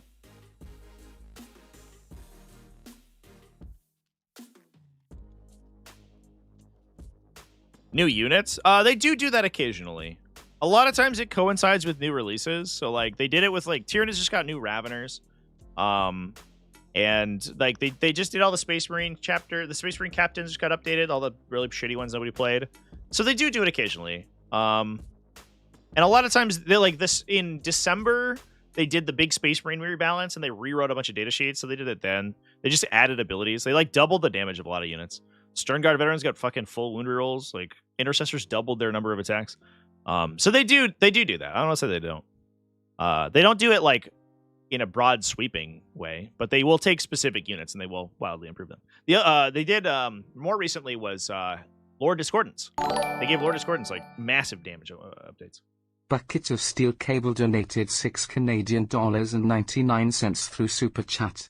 I hope next edition's AdMech Codex writer doesn't die halfway through writing it like the last one. Wait, did that happen? That's horrible. What the fuck? Jesus. R.I.P. That's terrible. I'm sorry. I'm sorry to hear that. I don't want anybody to die. Yikes. Yikes. That's spooky. I did not know that if that's the case. And if so, my heart goes out to them. That's their family and stuff. Thank you for the super chat, by the way. Did Khan get updated to have a new model and a jet bike? No, he's not updated yet. In fact, the new stuff has for Space Marines has come out. Just make my thing a little smaller here. The new stuff for Space Marines has come out, but it is not in the Munitorum Field Manual yet. So we have a bunch of this stuff over here. Ryan G donated $5 through Super Chat. A Death Shroud Terminator being on a 40mm base while a warrior is on a 50mm is wild. Yeah, that's insane, for sure. Yeah, they don't balance enough around base size, and it's definitely a problem for Tyranids. Because, like, I talk about this occasionally. Just to close this out before we talk about that. But so Imperial Fist, Raven Guard, Salamanders, new stuff is out. The new detachments are not in the field manual yet, so they haven't been updated, but they will be shortly. I assume at the next Munitorum update, we'll probably have all the new Space Marine stuff. So I imagine that the White Scar stuff is like a week or two out, and then we'll see what they look like, which will be cool. The new, at least, I don't know. The new stuff looks cool so far. I actually think it's really sweet. I have to redo a bunch of my new my old Space Marine getting started videos because I now using the new rules, which is going to be cool. Like, I think that the new Salamander detachment is actually much more new player friendly because it gives you a fallback outlet. So I don't know. I think it's going to be great. And it's a little bit less like finesse oriented, so you don't have to like set up abilities quite as much. You just do stuff, which is, I think, a positive outlook. Did hyper adapted Ravagers get their own box? I have no idea. I don't know anything about box stuff. Yeah, so I talk about this occasionally, but like Warhammer does end up with a geometry problem, and the scale creep is a big part of this. Where one thing I would like to see Warhammer do is reduce its weapon ranges, because like when you have a 48-inch range gun like a las cannon, the size of the table doesn't really matter. It shoots realistically basically the whole table. Your threat range is the entire battlefield. Anything you can see, you can shoot at largely. I would love to see those ranges like dropped down to the point where you can actually hide units out of weapon range rather than just out of line of sight. And that pulls a lot of the focus out of terrain. So you don't necessarily have to have like perfect line of sight blocking terrain to protect yourself from shooting. You can simply do it with range. And like I played Chaos Demons, and like the 18-inch lone operative effect essentially does that to your opponent's army. It makes all their weapon ranges 18, and it's pretty easy in that case to out deploy big guns, and I think that's cool. It makes the game more interesting. However, you do run into this geometry problem where, because the scale of the game is constantly increasing and not at a slow rate, it's happening very quickly. Units are becoming so physically massive that if you reduce ranges too much, they lose the capacity to realistically attack your opponent. Let's say you have an 18-inch range, but you have an entire base of 60 mil model. Like, you have an entire army of 60 mil base models. Suddenly, the models in the back of your formation can only shoot about 10 inches or 8 inches or 12 inches in front to the front of your formation. So the guys in the back of your unit suddenly lose the ability to shoot. Not to mention the fact that like the terrain rules now, you have to be wholly within terrain to shoot out. So like your bases being larger makes it more difficult to do that. And it also, because the units are increasing in size, it makes them harder to hide, which is bad for melee units and harder to maneuver around in the fight phase. So one thing I wish they did was they balanced around unit size, around base size. That's what we've had to do that in Breachstorm. Actually, we've had to change unit defensive profiles because their base sizes were larger, so they were harder to physically hide behind stuff. And occasionally they do that where they're like, we'll make something bigger and then also improve its defensives a little bit, but I don't feel like it's enough. And the Tyranid Warriors are a big culprit of that. The Warriors go into a 50 mil base off a melee unit that needs to get a bunch of people base contact. It's fucking wild. They're super hard to play for that reason. They need to bring back 6x4. I don't think that's happening. I don't think it's ever going to happen. That's another thing where it's like, that's to a similar vein of Knights being an army, where it's like, well, from a design standpoint, Knights as an army are kind of a little problematic. You're like, yeah, but they've been an army for like going on 10 years at this point, so it's like, oh well. That's just how it is now. And the tables being the way that they are for the last like 5 years or so, since like 21, I guess, so 4 years. If they went back and reverted it now, after everyone's already cut up all their gaming mats, the like community backlash would be apocalyptic. It was already bad enough when they first changed it, but people were like, I understand I can shrink, but I can't expand my army, my terrain and my mats and stuff. So I get it. If they went the other direction and then they fucking expanded the tables back, everyone would lose their fucking mind. I don't think that's gonna happen. At least not for fucking age. I do like the smaller table though. It definitely feels more manageable, especially at events. Large events are like work way better. I miss the backline deployment where you could like literally hide in the back corner of your deployment zone. But the problem was in 8th edition, everyone was super fucking fast. Like every faction had advance and charge or double move or like auto 6 advance because you had to close distance off these like massive distances. If your opponent back deployed off of like hammer and anvil, the front of your deployment zone was 4 feet away from them or like 40 something inches. So if they just back deployed a bunch of guns, you couldn't do anything. You were just fucked. They would just shoot you. You would run in the middle and they would shoot you to death. So like you had to move astronomical distances to balance that. And 9th edition or 10th edition, 9th edition plus, like onwards, being smaller, so you don't have that corner, like the distance between the corners was really where things like got crazy. Because when you think about it, you're like, wow, the table's going down, whatever it is. They went to a 60, so they went to 6 inches on each side. That doesn't feel like that much. But when you consider the corner distances, it's actually like 18 inches closer.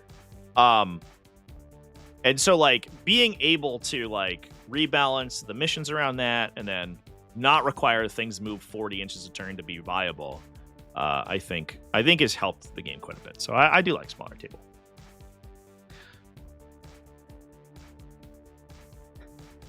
Also, occasionally they just don't rebalance for model size. Yeah, the Screamer Killer is a good example of the way not to do scale creep. Screamer Killer got enormous, lost any ability to interact with terrain, and then also got basically dumpstered in his profile. Yeah, that poor guy.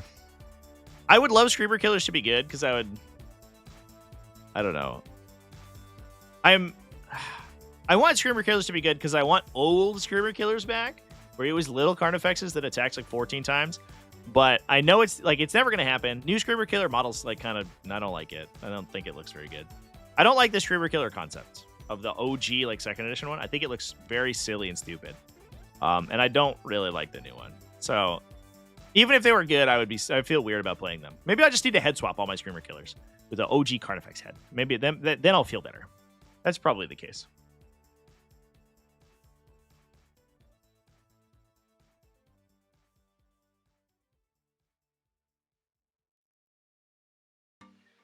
All right, chat. Well, I think that is going to be it for me for this live stream. Now, I do have a game scheduled later. I am playing Chaos Demons against Black Templars. That's at 4 p.m. U.S. Eastern, so just over 2 hours from now, over on the Twitchies. Let me drop the Screamer Killer's lips and can emote. No, that's how we know he's the main character. It's impossible to identify with a Screamer Killer that doesn't have lips. Oh, good inside joke. We should make I want to make a t-shirt now that's like a handsome Squidward, but it's a Screamer Killer. That would be sick. I also want to make an Ed. I want to make an Endless Ed t-shirt as well. Here is my Twitch. Come hang out with me on Twitch, folks. I will be live in just under 3 hours, just over 2 hours. I will be there, and you can come hang out with me, and you can watch me get killed by 3 repulsor executioners. If that is something you're into, come give me a follow. Endless Ed merge? Hell yeah. Ed hungers. Every time Ed kills something. So I registered for a Crusade game. I believe my first game is going to be on Sunday. We had to reschedule because we both slept in late, I think, when we were supposed to do it. Every time something kills Ed kills something and gains XP, I want to be like, Ed hungers. Because that's the name of my Crusade army. It's all about feeding the Great Unclean One so he becomes bigger and stronger. They should make range matter by playing on a soccer field. Did you see the full? Oh, so they did a. I should have taken a picture because they did it right next to me where I was sitting in Nova. But they did a true scale Titanicus game, where they played it with real knights, and it was on a 25-foot by 25-foot board. It was actually larger than that. I think it was. I think that it was like really big. What am I trying to say? I think it was like 5 gaming mats across, so I think it was 30 by 30. And they played with like Warlord Titans and stuff. I did not take a picture because I'm a goober and I was too busy playing games of stupid Warhammer 40,000. How dare I? How dare I? However, I did take a picture at Summer Slaughter when they did the same thing. And let me copy you the link because it's fucking awesome. It's on my Instagram. Look at this shit, chat. I guess I could just bring it. I'm on a live stream. Why am I doing this? I could just bring it up.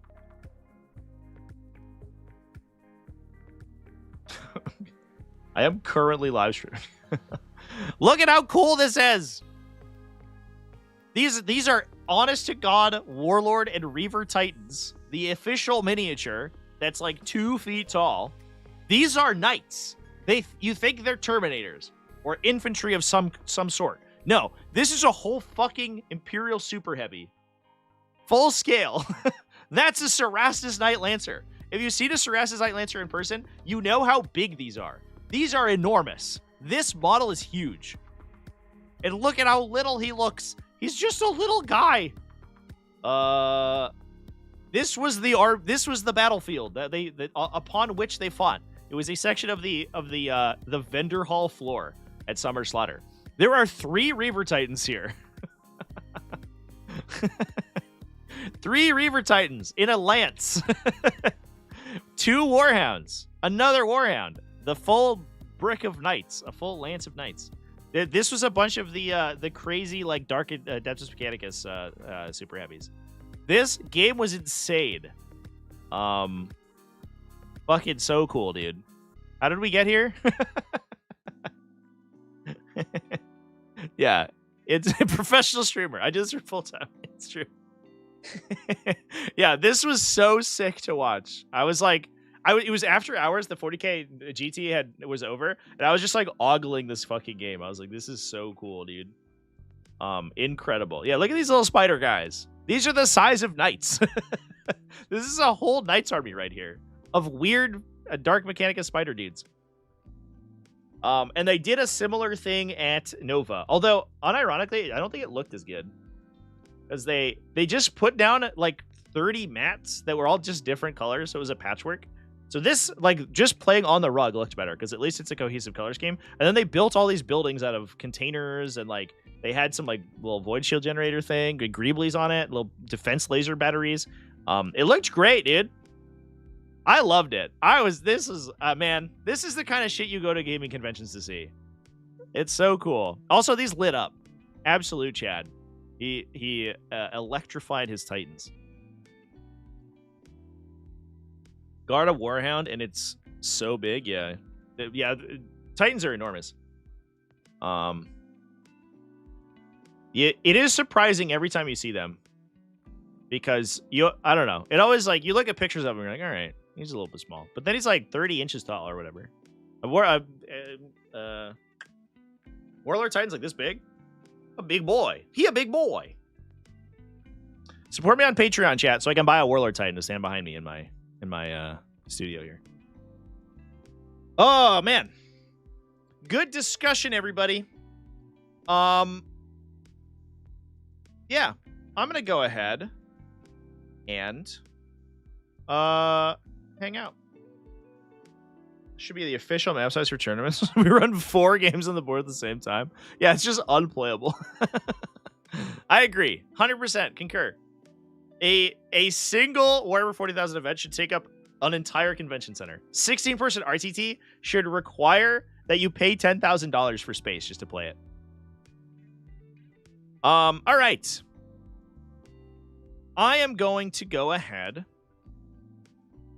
and hop off and probably take a nap because I am a sleepy boy and I only slept for 2 hours. So thanks everyone for hanging out with me. I will be live on Twitch in about 2 hours, so I will see you all there. Please watch. I'm gonna throw one more plug to my video about my games at Nova. If you're interested in how I did, that video is not doing super hot, which makes me sad. But please go watch it. It's very long, and I put a lot of work into it. And I think it was cool. So please watch that video. And then otherwise, I'll be live later this evening and also on Twitch on Sunday. And then we're back on Monday for regularly scheduled broadcasts. After that, I'm off to live stream events for the rest of September. So I will, my live stream shows are going to be a little bit more intermittent because I'm heading over to Massachusetts next week. And then I'm going to go from there down to Florida, I believe is my schedule, the week after for Crucible Super Major. So we got 2 back-to-back live streams. It's going to be great. I'm excited. So I'll see you all there. Cheers, everybody. Keep it classy, folks. Have happy wargaming. And I will see you in the next one. Goodbye.